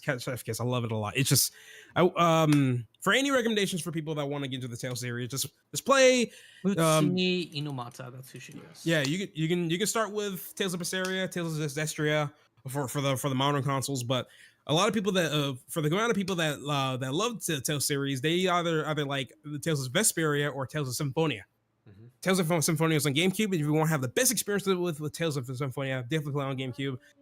Don't really recommend it on the PS3 or PC as much because of the frame rate, pacing, and issues and stuff. So if you can, definitely play on GameCube. So, but yeah, fun stuff. Really fun game. OST is Lower Brinstar. So it actually first came out in Samus Returns or Metroid 2, and then they reused it on Super Metroid. And then of course that's the green area, right? That's not the water area. In it is the green area in okay. In there, it's not the it's the remake they did for Samus Returns for 3DS, amazing. Like when I got to that part in the 3DS game, I was like, oh man, this is. I just stood there and just listened to the music. Such a good song. And then they use it in Metroid Dread as a cutscene soundtrack. I was like, why would you do that? This is like the best song in any Metroid game, and it's just a cutscene song. Like, no. But yeah, moving along to the next big console. Actually, we're gonna go to 1992 Sega CD. The only game that I played from there was Sonic CD. Did Fan do his SNES? I must have missed it. Say it again. Did you do your SNES? Yeah, he's in Final Fantasy 6. Final Fantasy 6, aka Final Fantasy 3 in the US. So Sonic CD, but there actually is another game. Now that I'm looking over here, there is another game that they play, and I'm actually going to mention that instead, and that is Lunar. The first Lunar did originally come out on the Sega CD, so I am going to use that pick for that because I'm going with Sonic CD. That was a bomb ass game. I love that so much. great in that yes, man. I love the soundtrack in there. What about you guys? Any Sega CD games? Quick note on Lunar. Did you hear about the news on that trademark coming back up? Kind of interesting. I did see Yeah. that. Yeah. But no, I never owned a Sega CD, but yeah, I got nothing to say. Okay. What about you, fan? Echo. Tides Echo? of Time. Talk about good soundtracks. Just swing around like a little dolphin. Yes, I see the cover. It looks kind of funny though. Also creepy as hell, but just saying. Yes. Did you said you had a Sega Saturn, right, fan? My cousin did, and Okay. the game we played on that the most was Guardian Heroes. That was 95. Because it was four player, because Okay. we all picked a person and we played it. Yeah, I'm looking at this, and I never played a Sega Saturn, so I won't say anything. let me check Sega Saturn. Let me see if I'll probably touch something for Sega Saturn. What's funny about that is that we had like a leftover controller at my parents' house, and it says Sega Saturn, and I'm like, Mom, Dad, we had a Sega Saturn. Well, so I'll tell you this: there's a lot of games on Sega Saturn that came to PS1, and True, a lot of the games were just superior. In the Mega Man PS1. 8. Yep, Mega Man is one of X4. them. Okay, I got one. I knew I played something from Sega Saturn. Yep. So this is definitely wasn't something. This is another game that you guys probably won't be able to guess again. I'll let James guess it because he seen this series before. So I have you take a On crack Sega at it. Saturn. Yeah. Hmm. It was only released in Japan at the time, and it was also part of a crossover game. Part of a crossover game. Only released in Japan. Yeah, I don't know. I'm trying to think. Is it a Sega property, like a Sega first party game? Yes. Oh man. Yeah, I don't. Virtua know. Fight or something? I don't know. Nope. No, it would be Virtual Fighter because that came out here. Part of a crossover game. Only in Burning Japan. Rangers. Yeah, I can't. X-Men versus Street Fighter. No, because that was Okay. available in arcades and stuff. What if I name the crossover game? You be probably able to guess it. I think I know what I think I know what game you're gonna talk about. Super What's the Puzzle name of it? No, he's talking about from Project Cross Zone. It's Okay, there we go. Wars. Exactly. Soccer Wars. Yeah. I adore that game a lot when I first played it. And what's so amazing because it's basically like another tactical JRPG, but it's also one of the first games that actually introduce like a dating sim type of mechanic and stuff to where you show when you use dialogue and all that kind of stuff. And I'm like so sad that this series never flourished that well in the West because man, if you just look at in Japan and look at its media, you will get lost in that Sorry, I'm just going off on this because like there's like live CE dramas for this. They got everything, bro. It's crazy. And there's two Soccer Wars games that's only in the West, which is Soccer Wars 5, So Long My Love. That's starring Gemini Sunrise, which it takes place in the US, obviously. And then we have just Shin Soccer Wars. That came out on the PS4 and stuff. And those are the two games that we had. Yeah, that's the only two games we got. I just hope that Sega just sees that, hey, we got a little bit of fan group over here. Can we just, re-release some of the older titles and stuff because all the titles are just fun. They're great. It's amazing, and the characters are also great too. So, Soccer Wars, huge shout out to you. So yeah, that same year we had the PlayStation that came out, 1995. Wait, I didn't do my Saturn. You did have a Saturn pick? Oh, I thought you said pass. I'm sorry. Yeah, what's your Saturn? No, not for CD pass. Saturn, I will say that I did. I never owned a Saturn, but I just remember playing Nights into Dreams and it blowing my mind at somebody's house or something like that. Like I just thought the graphics were incredible. Well, man, I feel bad for passing now, so I'm gonna just say a random game. I'm gonna just say Mega Man 8 because that's not gonna be my Good choice. pick. But I love Mega Man 8. Actually, I'm not gonna say Mega Man 8 because I do not like Tango Man's soundtrack. No, I do. You can say X4. No, actually, I do prefer the Saturn version over that, so I'll choose that. Yeah. But yeah, that same year, Sony PlayStation came out, and man, what a console! Like that was something that I was hooked on. That was like my next fixation, and of course, introduction to RPGs for me. Final Fantasy 7, Tactics. Yep. My game though, my pick. Can anyone guess what my pick is gonna be?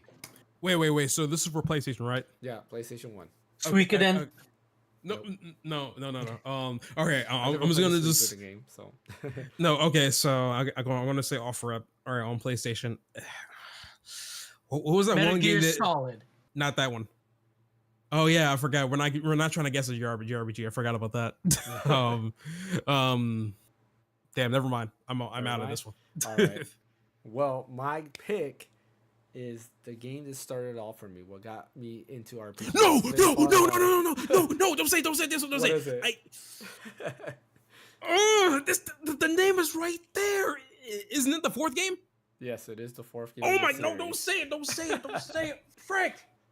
What is it? Oh, I know it. say it. What is Breath it? of Fire. Yes, Breath of Fire. God damn it. Breath of Fire 4. Yes. Oh, I love that game. I just wish. God, that annoyed me, bro. I knew it. I knew what game it is. If you have not played Breath of Fire 4, play that game. It is literally one of the best RPGs ever made. The story is amazing in there. It has like a Full Metal Alchemist moment in the game that was like, as me playing, I was like mind blown. Like, what the heck just happened here? Like, this is so messed up. Did it involve a dog and a human child? Huh?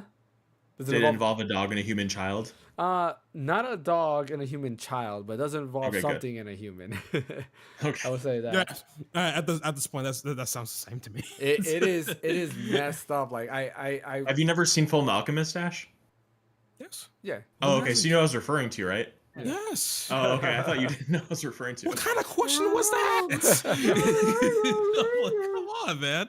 No, but this game is amazing. The story is amazing. Even the gameplay, like the gameplay is so like fine tuned. It's one of the first games that I can think of that, maybe not one of the first games, but it's like a dual protagonist thing. But like everything just ties together so well. Please play it so I can talk to you guys about it because this game is just too good. Especially if I will try to get to it. Now. If you play it on emulation, use the HD textures. It's amazing because that art style holds up a lot. It's like an anime style, but for PS1. I'm in the middle of 3 right now, because I keep getting sidetracked with all these games. Okay, Four's so wait. better.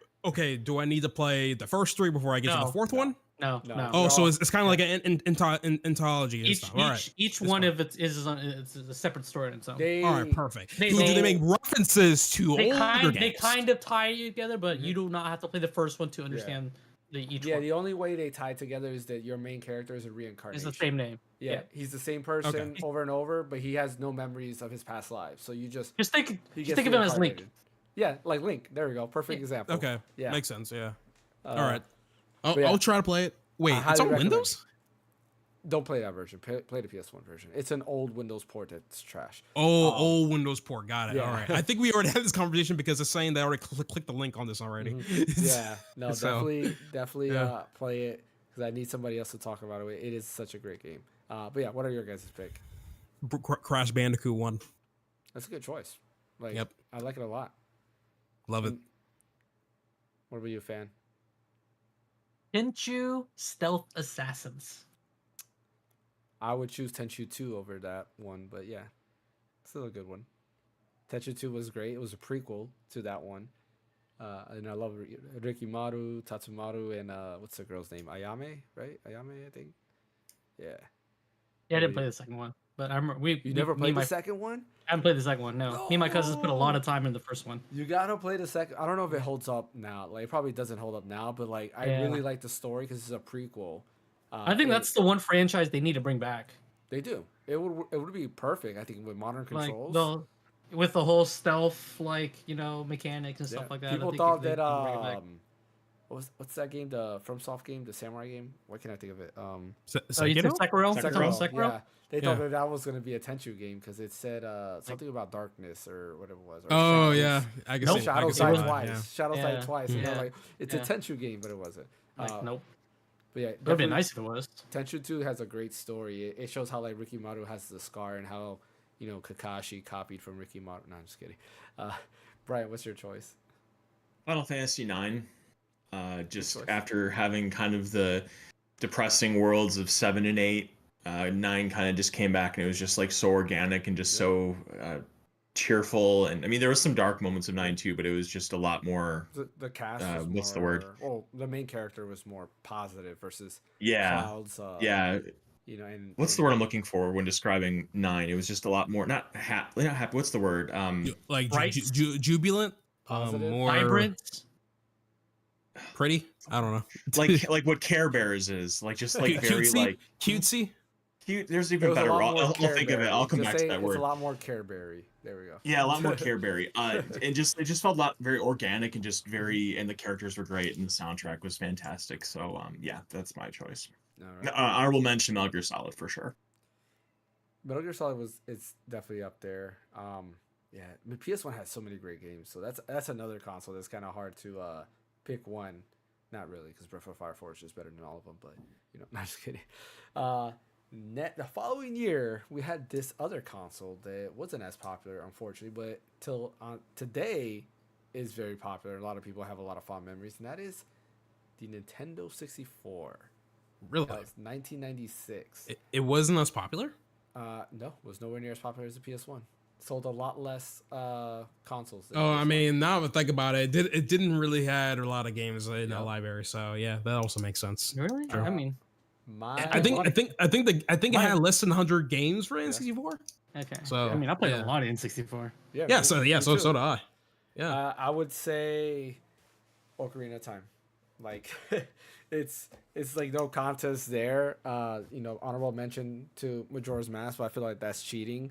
So instead, I'll do an honorable mention to Mega Man 64. Yeah, because like Mega Man 64 was also great, which is Mega Man Legends. Wait, Mega Man was also on 64? Yeah, Mega Man 64. Mega Man Legends. 64, which is Mega Man Legends. Oh, okay. So that's what's his No, they original made name. 64 games, man. Yeah, absolutely. But So Mega Man 64, which is the name of the game. that was the original name. No, that is the 64 version of the game. The PS1 of version Legends. the same Okay. game as Legends. Yeah. Which is Oh stupid. God. Okay. Because I remember when me and my brother, we both rented it, and then we realized it's the same game. We're like, oh, why do they have different names? But they're the exact same game. Okay, makes sense. All right. I think we all can say Ocarina of Time, right? No. Yeah, Ocarina of Time, honorable mention, Mario 64, and the word I was looking for before was whimsical. Oh my goodness! I need to find a different panel because this. Let's listen. For Smash. me, okay. Smash. True. Smash is there, yeah, that's true. Listen, I got it in my closet right now. I understand that, but listen, for me, it's a tiebreaker between Banjo-Kazooie or Conker's Bad Fur Day, and it's hard for me to choose between those two games. I don't know. So yeah. Smash. Honorable mention. GoldenEye. Okay, man. Nobody mentioned Diddy Kong Racing. I thought somebody was gonna mention that because Diddy Kong. I mean, I played a crap ton of Diddy Kong Racing. I love that game a lot too. Better than Mario Kart 64 in my opinion. But. Yes, yeah, it definitely had better controls and better meta than 64. I agree with that. I actually played more of the Snowboard Kids. I don't know what that is. It's a racing game, but you're just like I little Snowboard kids. They look like little trolls. That game was awesome. yeah. I I mean, okay, I think I know which one you're talking about. Yeah. With the big noses and stuff like that. They were just okay. like weird, deformed little kids snowboarding. If we're gonna do honorable mentions, I want to mention Spider-Man. I don't know if you guys play Spider-Man on the 64, but my God, I got so freaking like shafted on that version because it was that Activision game. It was fantastic. Coming back to Spider-Man, I didn't realize there was like different versions of the game, and apparently the best one at the time was the Dreamcast version because it had all like the actual cutscenes and stuff. Even on the N64, it was just a comic book flips and everything. I'm just like, damn, that's it, and it's just. Damn. I mean, I had a fun time with the 64 version, don't get me wrong, but revisiting it and playing it on the Dreamcast version, god damn, to me the game still holds up really well and stuff. It's fun. It's just great. The humor is still there for me too, so I love it. No one's calling out Superman 64. Hell no.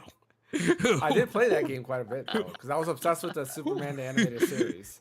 So I did play that. Yeah, I understand that. But at the same time, though, that game, though, oof, that was a, I don't know.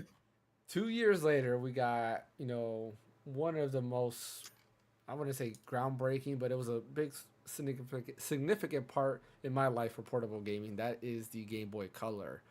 1998, I already said Pokemon Puzzle Challenge. Like, that game is such a great puzzle game. Love that game. Honorable mention for that, I'll say Mega Man Extreme 2. Good game. Yeah. So, your guys' turn. Yeah, Mario Golf. Mario Golf. Well, I already said it back on the Game Boy, so Oracle Seasons and Ages. Okay. All good games. What about you, Ash? I'm leaning towards Pokemon Silver. Good Pokemon choice. Silver I had a fun time with, and like I even had a bigger fun time when Soul Silver came out as well, because I'm just like, oh, Silver's a remake, game. seriously. So- and I when I bought that day one with the limited edition, I wanted to get the Pokewalker and everything, and then God, that was a fun time. Like So Pokemon, that just motivated me to go walking outside and more, and like I was like that. What's up? Pokemon Puzzle Challenge takes place in Johto, and basically you're the main character from there, and you fight the gym leaders and the Elite Four from Johto.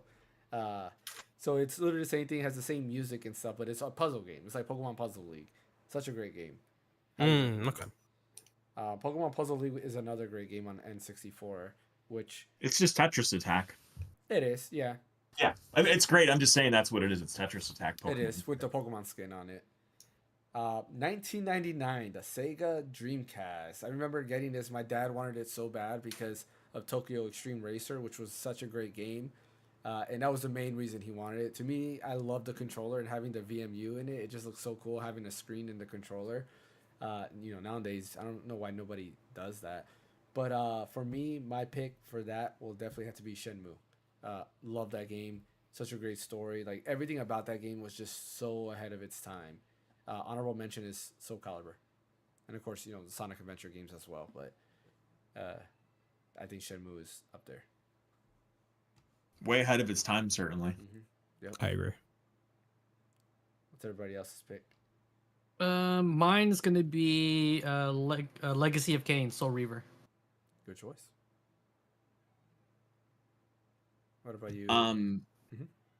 This honestly, this might be the toughest one out of all of them so far for me, because like you Yeah, have 'cause you said this is the one that you got.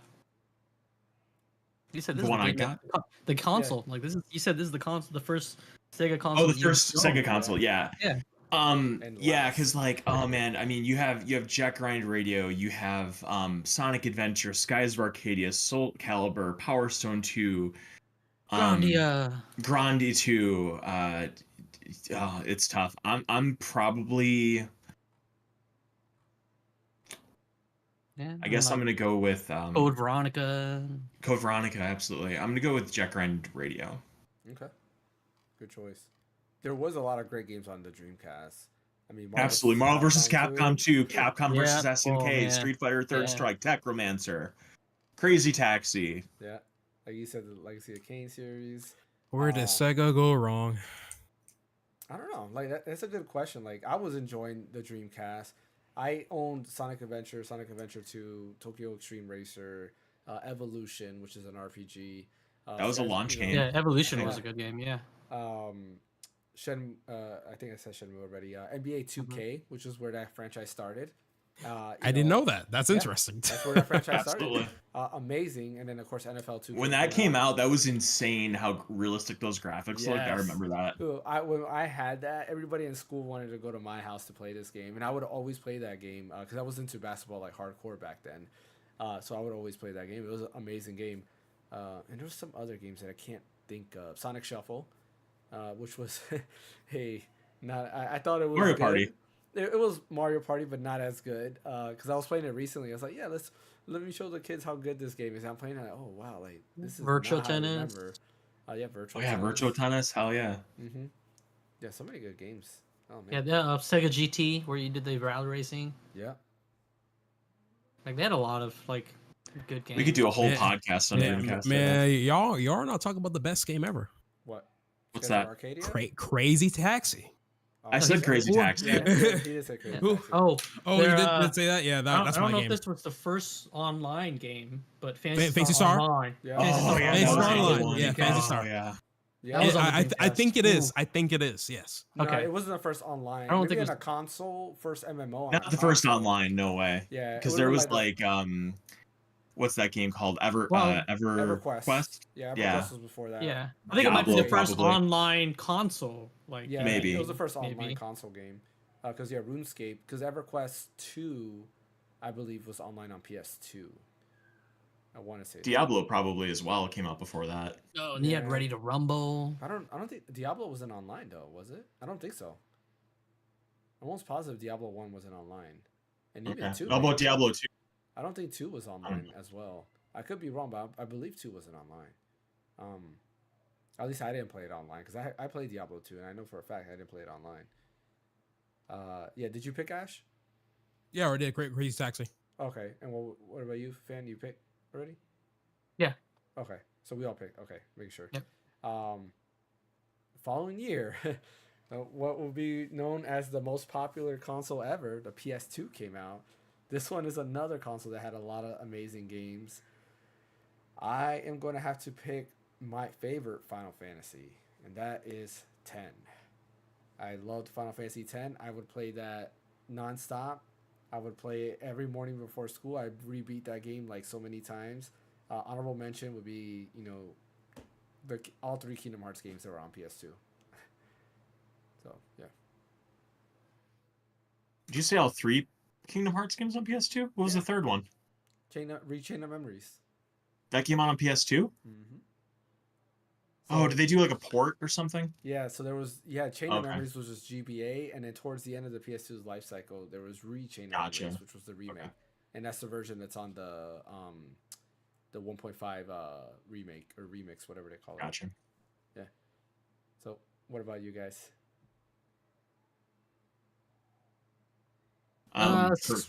So this was a recent game I just played because I didn't play it originally on the PS2, but I enjoyed it a lot.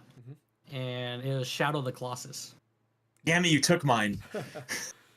I don't know why it took me a long time to think about this. Persona 3. That's mine. Right. There you go. Persona 3. FES. Yeah, let's get it. Yeah, my favorite was Persona 4 was also available on there. Not golden, but regular. Yeah. Go ahead. My favorite game was the DVD player. No, I'm kidding. It was the thing that made it the most popular console, though, easily. But yeah, mine is Shadow of the Colossus as well. I did play it when it came out on PS2, and that game just blew my mind. I want to say it came out in like 5, I want to say, so I've been like probably 18. So yeah, that game was incredible. So I'm gonna have to backtrack my answer, because you said DVD player, it did remind me of something. And I'm going to have to change it because even though 10 is still my favorite Final Fantasy, it has to go to where my heart was. This is the game that I almost dropped out of school for. That ruined my life. That ruined my life forever. And that is Final Fantasy 11, the MMO. I played that nonstop on the PS2. I bought it at launch in 2003. It came with the hard drive. With that network adapter? Yeah, it had the network adapter with the hard drive. So you plugged in the hard drive and installed the game into the hard drive. And then you played that. The hard drive, I think, was like 20 gigabytes. And it sucked because it filled up after like the 4th expansion pack. It was already like maxed out. But yeah, it's got to be Final Fantasy 11. I had I think 10,000 hours in that game. Ridiculous amount. But yeah, it ruined my life. Also have fond memories playing it. All right, 2001 Game Boy Advance. Another game that has a lot of great games. This was actually hard. I don't know. Oh. This one's easy for me. Pick. Minish Cap is mine. Minish Cap? Martin Luigi Superstar Saga. Okay, good choice. Brian, do you have a choice? Because I had to really go my mind palace for this one. Your mind palace. Yeah, this is too many good games. Because I played Minish Cap on the Wii U Virtual Console. That game was so much fun. I can see that, but man, Mario Luigi Superstar Saga, that was, man, oh my god, that I just love that game so much. I don't know how to describe it, man. It was just great. One of my favorite RPGs ever, man. Great job. And I didn't realize Yoko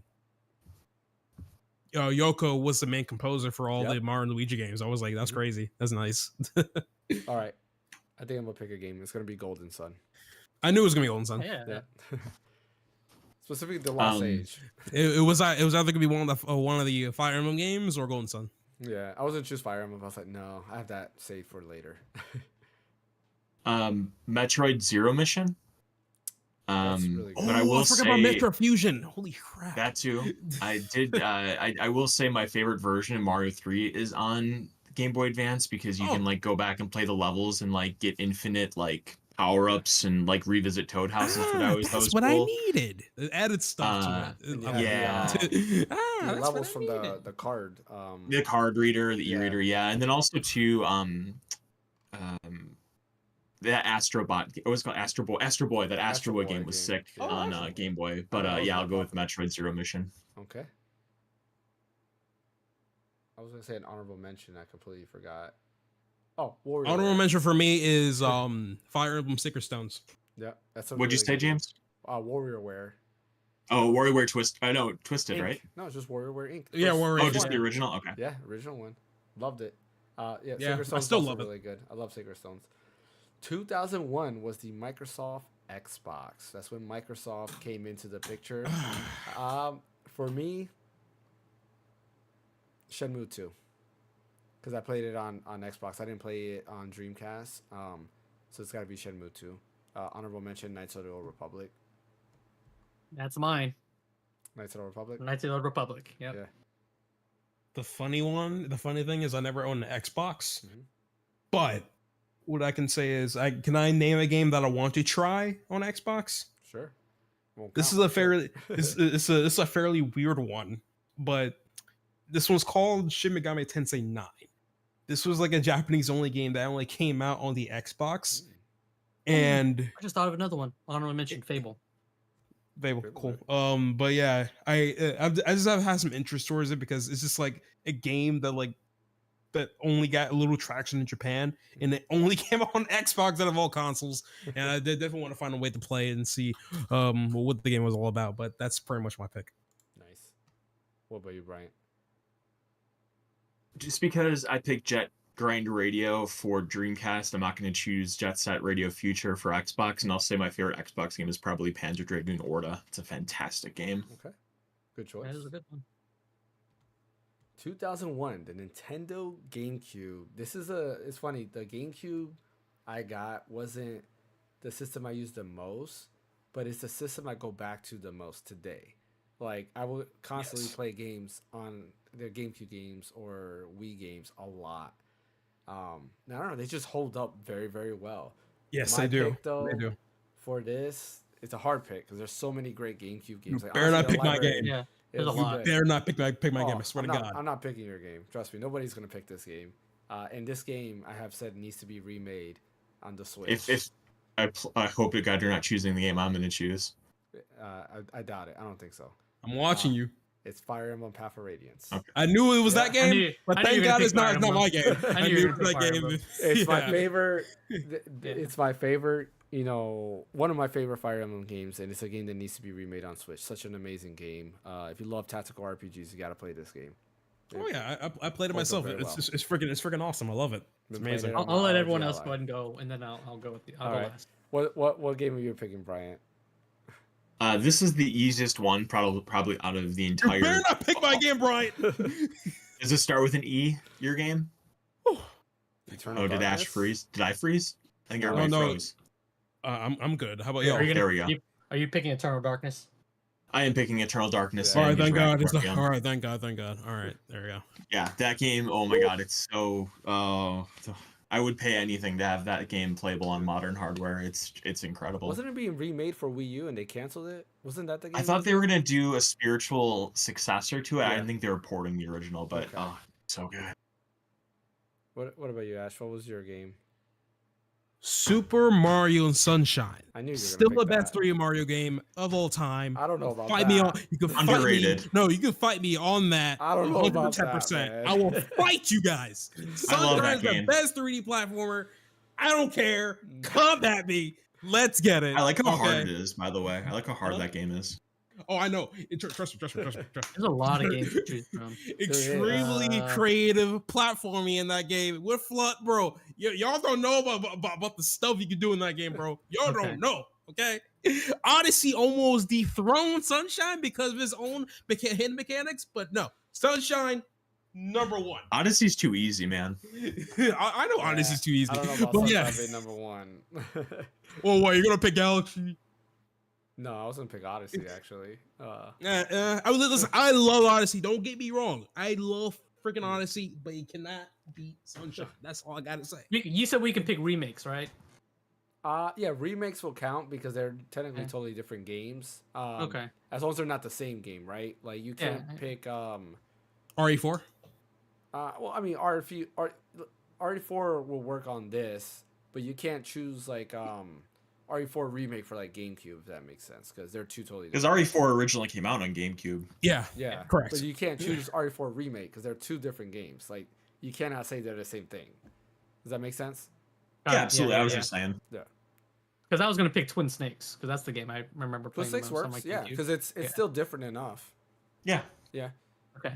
Yeah, it's still enough because you can't because gameplay they changed a lot of the gameplay elements of it, make it more like Metal Gear Solid 2, so that'll work. Yeah. Yeah, because Phantasy Star Online on the GameCube was like pretty much the same as the Dreamcast, except it did local co-op. Like you could play it with 4 people locally versus online. Honorable But mention. I'm gonna say Twin Snakes. I have 2 honorable mentions. That's gonna be Smash Bros. Melee. You know, still amazing game. I mean, and then I'd pick Smash on every single console if I could. Resident Evil remake. Okay. For me, 2 honorable mentions is Sonic Heroes on the GameCube and Luigi's Sonic Mansion. Heroes was fun. Yeah. Nobody said Wind Waker. Very interesting. I wanted to say Wind I Waker. actually like the Wii U version, the remake, because they added extra stuff that made the The game. fast sale. That's Yeah. true. Swift sale. Yeah, it made it run a little better, play a little better. There's a lot of great games on GameCube. I mean, Double Dash. You already said Oh Sunshine. no! Listen, Double Dash. That's my turn, bro. I swear to yo. Like- when I bring up Double Dash to my friends, they're like, "Ugh, why that game?" I'm like, "Bro, can you drift? Can you drift? Like, Yeah. can you then you got all actually know how to drift?" And then you had the Primes. Metroid Prime, Metroid Prime Mhm. 2, Oh my God, Metroid Prime. Oh, Beautiful Joe 2, Yeah, Beautiful Joe. There's a lot. Paper Mario, Thousand Year Door. Mm-hmm.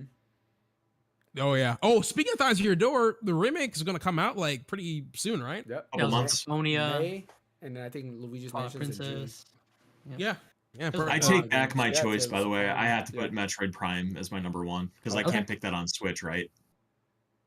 No, because they're the Or same could I? game. They're the well. Yeah. Okay, so yeah, They're the Huh? same game. I would just do that on there because Same game with updated They literally textures. are the same It's game. They just updated. Same game with updated updated everything. textures. Yeah. Like Yeah. animations, like it almost looks exactly the same game. Yeah. okay, I'll Yeah. say Metroid Prime GameCube because that yeah, can't Yeah. touch that.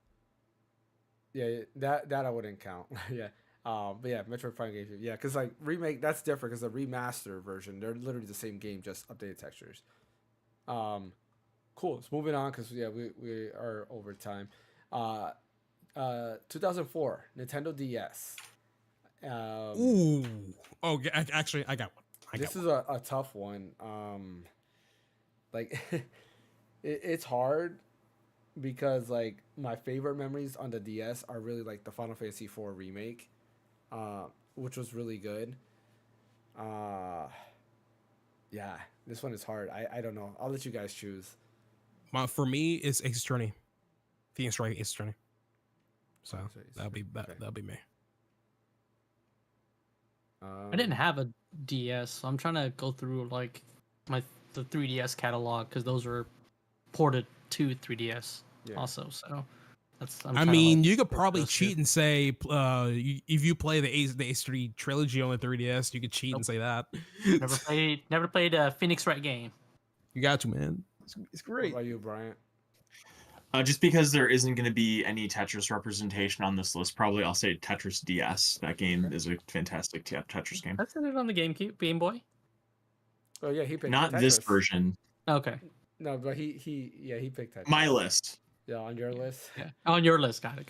Yeah, this one's hard. Oh man, like, cause I'm trying to like go to my mind palace, like, cause Final Fantasy IV. Do you think Final Fantasy IV remake is different enough from the Yeah. original version to count? Which one? Yeah. Final Fantasy IV remake, cause it had a nice voice cast. Yeah, Yuri Lothal as Cecil. I never played that one. I didn't know that the fourth one had a voice cast. Yeah, And it's I on know we PC. talked about this already. $6, Huh? Green Man Gaming on PC. I would. Yeah. Oh, so the fourth one has the same features like it did on the DS and stuff. Mhm. Oh, Yeah, interesting. Not the pixel remaster. The if you type it in Final Fantasy IV, I think they call it Final Fantasy IV 3D. Yeah. it has a Oh, the voice 3D cast. version. Okay, Yeah. okay. That has Yuri Lothal as Cecil, Liam O'Brien as Kane. There's a lot. It's good voice cast. Yeah, It's really I see. It's on sale for like $6.39 on Steam. I can just Yeah. okay. good. Yeah, Okay. I'll pick Final Fantasy IV. It was good. Honorable mention, I did have a lot of fun with Final Fantasy 12 Revenant Wings. It was more like an RTS game. I had a lot of fun with that game. And there was also a Dragon Quest RTS game that I never played. Or maybe it was a Blue Dragon. I think it was a Blue Dragon RTS game. One of those two. Also great Chrono Trigger port. Is Final Fantasy 4 3D remake worth to buy, or is it better to get the Pixel remaster? I mean, it's only $6. They're different enough, I would say. They added a lot of like. I mean, it's in 3D for one, so it's not pixel 2D, and then they added voice acting and stuff like that too.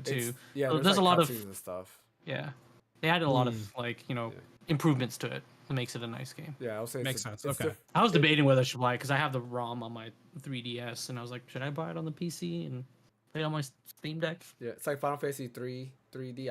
I recommend that one as well. I'm gonna say that then. Final Fantasy 3D. Yeah, because that one is. That's gonna be my pick for the 3DS. Because Final Fantasy 3 never came out in the US, and that was the first time it came out over here. That one's really good as well. That I would recommend. And then of course there's Final Fantasy 4. The After Years 3D that actually came out on mobile. The game originally came out on PC and then on PSP there. So, yeah, moving along. 2005, Xbox 360. There's some I've noticed there's some consoles missing here. Because the PSP is not mentioned here, which is funny. So this list is actually incorrect. Before we go to Xbox 360 PSP game, what is your favorite PSP game? Thinking. Crisis Core. Crisis Core. Oh man, that's a really good pick actually. I got mine. This is a weird. This is an interesting one. Okay, yeah, I got one. All right, go ahead and go with yours. 'Cause I gotta think a little bit more. You want to go first, Bryant? Sure. Luminous Electronic Symphony. Good choice. Okay, Persona 1. White Knight Chronicles. There was a PSP version of White Knight Chronicles. It was multiplayer. You could get up to 4 players and kind of do like a dungeon crawler, and it was very fun. I used to play that with my brother-in-law and had a lot of fun playing it. Really, really good game. All right. Now, Xbox 360. Does everybody know what I'm going to say?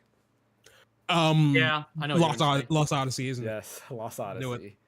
Amazing game. I got that one. What about you, Brian? Or Ash? Oh, okay. For me, it's actually this one surprisingly not niche. It's actually Call of Duty 5, Call of Duty World at War. It's still my favorite Call of Duty to this day because it had the best story in it. So zombies, introduce zombies. Exactly. What about you, Brian? I'll say. Oh crap! Hold on. Redacted. Taking that out. I forgot about Dragon Ball Raging Blast 1. I'm replacing that Raging Blast. I love that game so much. Yeah, so my bad. Yeah, Raging Blast is pretty good. I'm gonna say Mass Effect for me. Good choice. Mass Effect is a good choice. Yeah, completely forgot about that game. I'm torn between Super Meat Boy and Gears of War.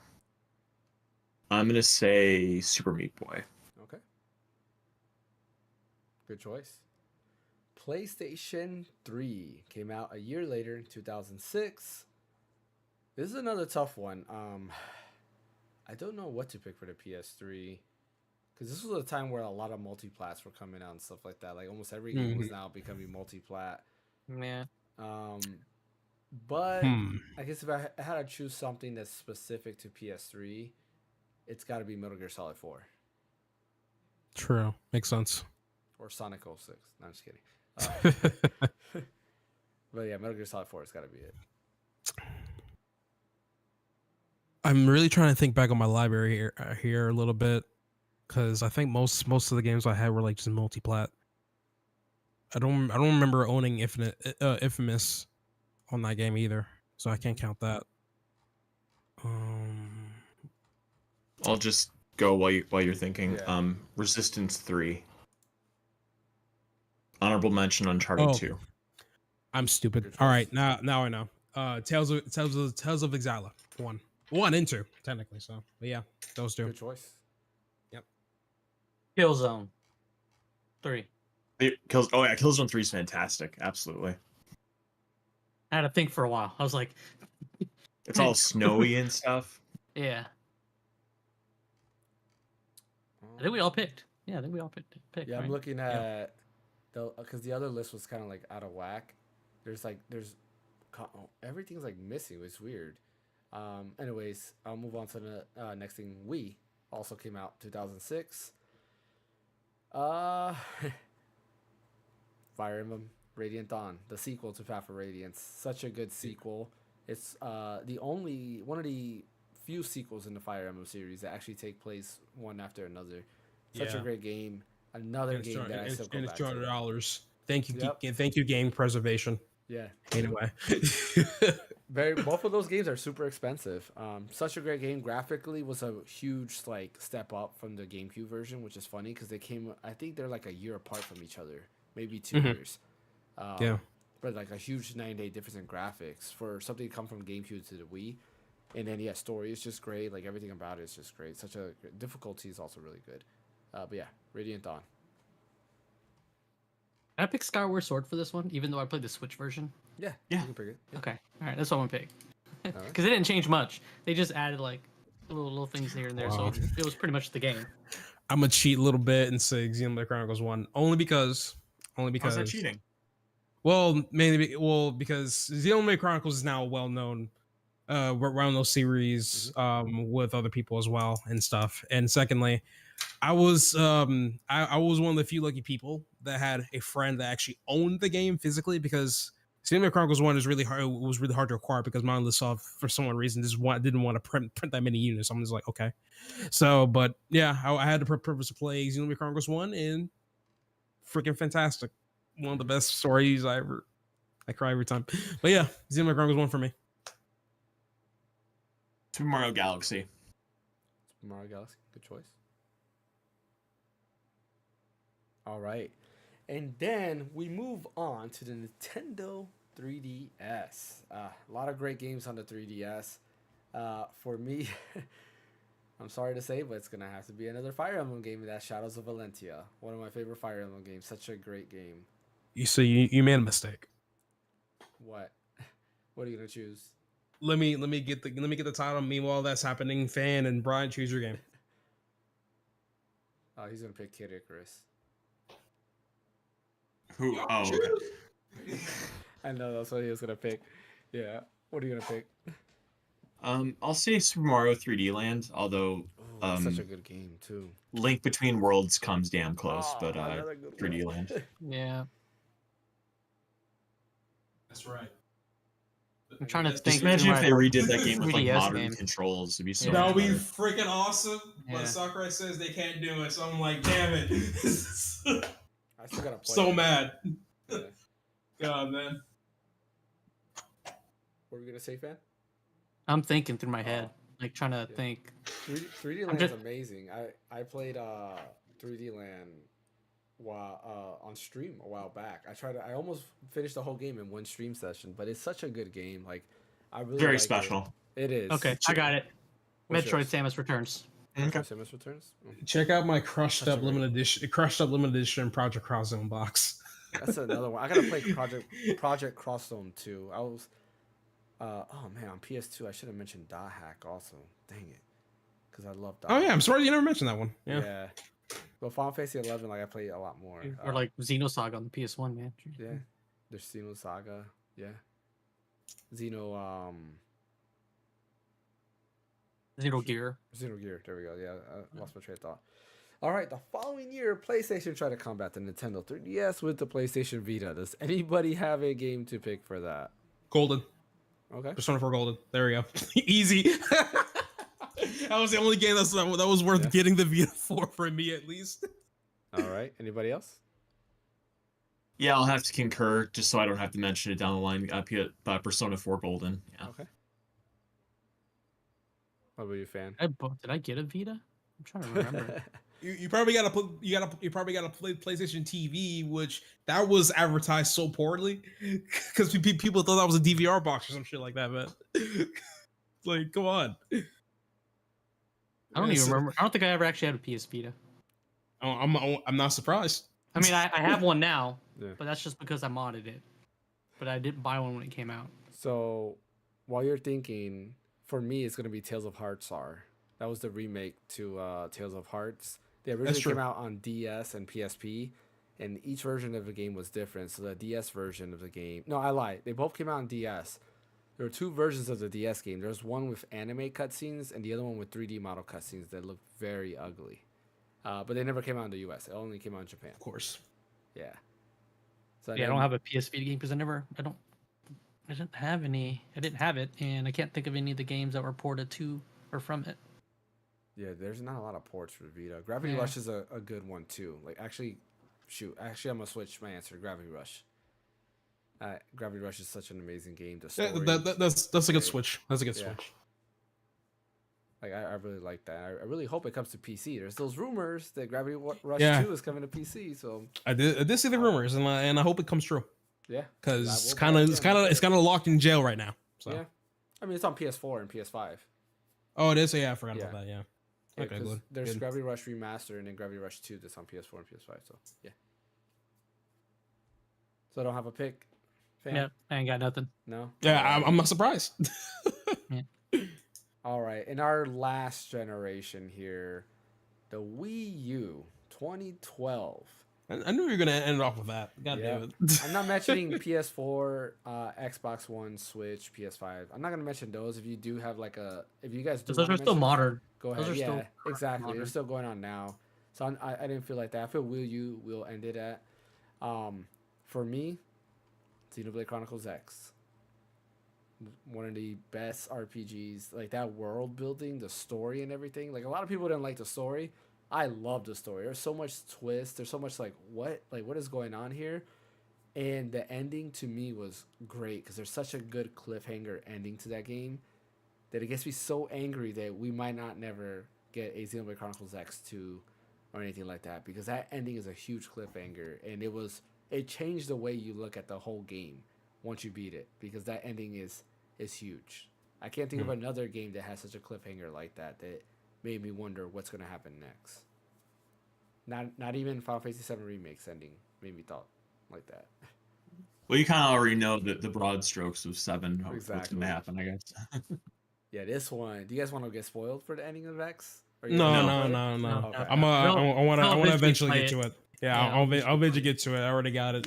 On Steam. I already got it on Steam. I already got it on Steam, and it runs so beautiful. So yeah, it does. Just give me some time. Give me some time. Do the 4K 60 FPS mod. Oh. Damn, already? Or it's been out? You're on mute, so I didn't hear anything you said. Switch 2 launch game confirmed. I hope so. Yeah. I hope so. Like I will buy it again. But yeah, there's a mod on Cemu for 4K 60. Whew.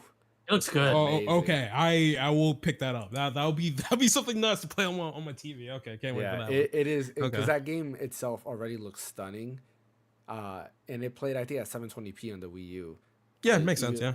But if you play it at 4K, oh man, game is so great. Like the environments are great. The character models are not like the best. But the environments, like you could tell they put. I still thought the character models was still great. They have their own unique design to them. So I'm not really indifferent to them. I'm actually liking more towards the design, if anything. I still have nothing yet, unfortunately. Mine would be Wind Waker HD. Yeah, I knew you could pick that one. That was an easy pick. Yeah, I did like that game, and I have replayed it even through emulation and through my homebrewed Wii U. Another game that has a 4K 60 FPS mod that makes it look even better. That's why I did it on emulation. It didn't look butter. Didn't know about that either. That's crazy. I probably need to dump the game so I can play it. All right, that's interesting. All right. Okay. Let's see. I'm trying to think. While you're thinking, I'll just say Super Mario Maker. That's a good one.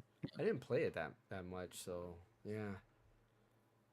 I probably should have, but they've got a Switch version now, so there's Super Mario Maker 2. Okay.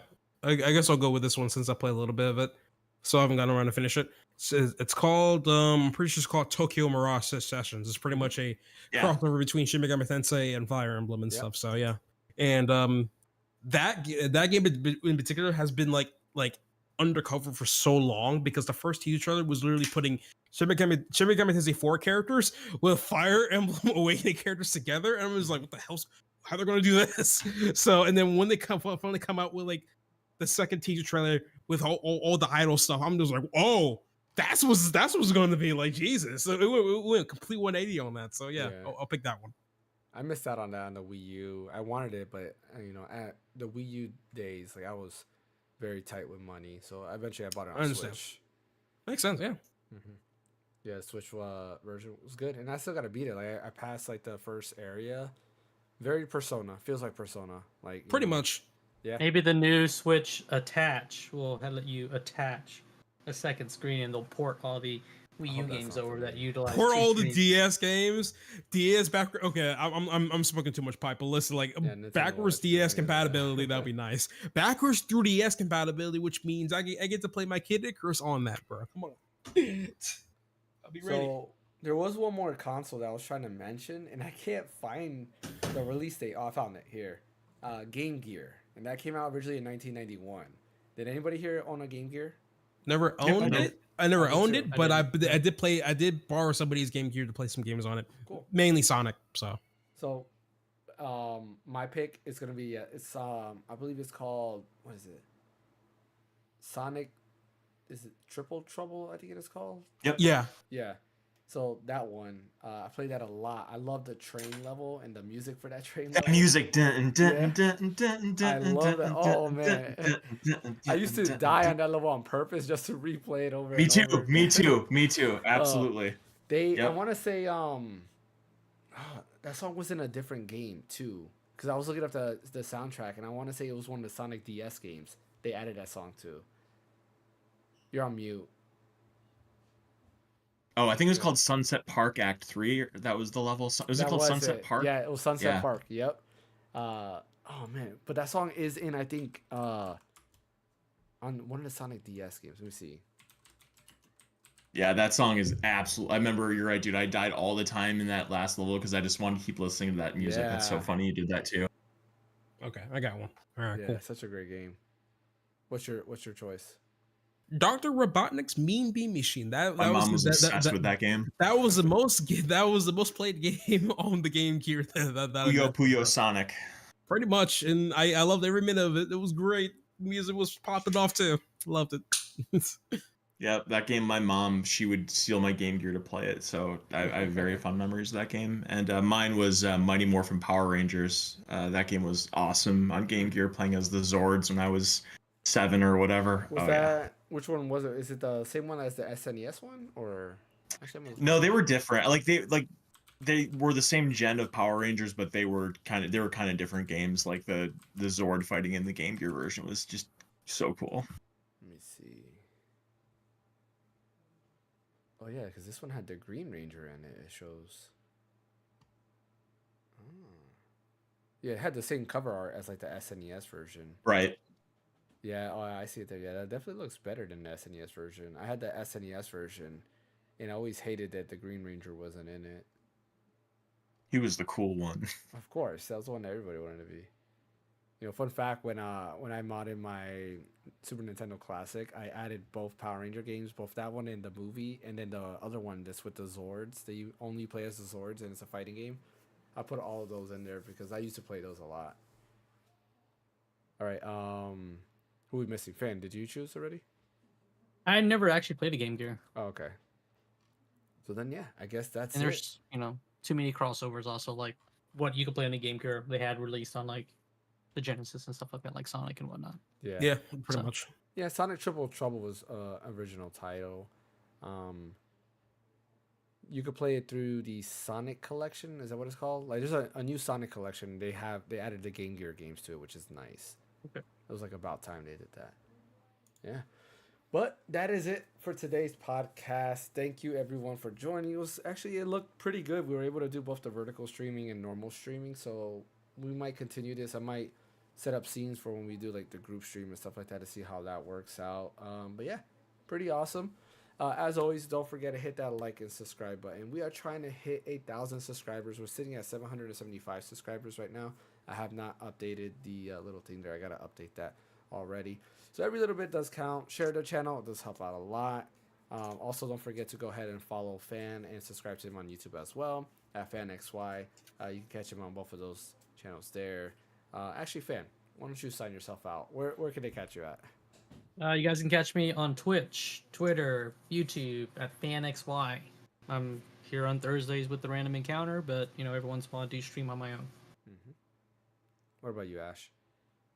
You can catch me at Astram on YouTube. So I haven't uploaded a single video yet. I think it's been a year since I uploaded a video, so it's been a nice gap and stuff. So yeah. let me double check, I guess.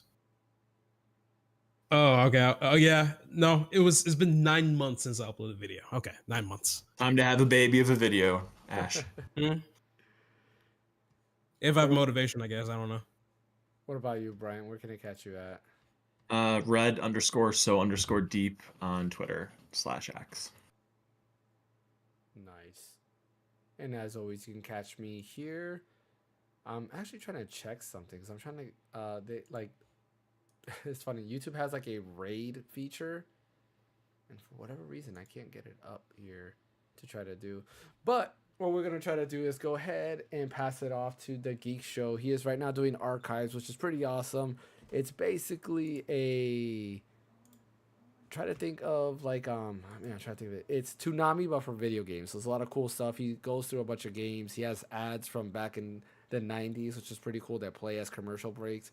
A lot of cool things. That's to have it on in the background and just watch it and just have fun with it. I usually watch it every Saturday, so we're definitely going to pass it off to him. But thanks for watching. We are back every Saturday at 9:30. We will try to end it a little bit sooner. This actually took a little bit longer than what I thought it was, but I do appreciate It was a good topic, but it was long. Yeah, it was. Yeah, definitely. It could have been a podcast on its own. It could have been. Yeah, definitely going to try to get better at time management. But thanks for watching, everyone, and take care. We'll catch you guys next time. Bye.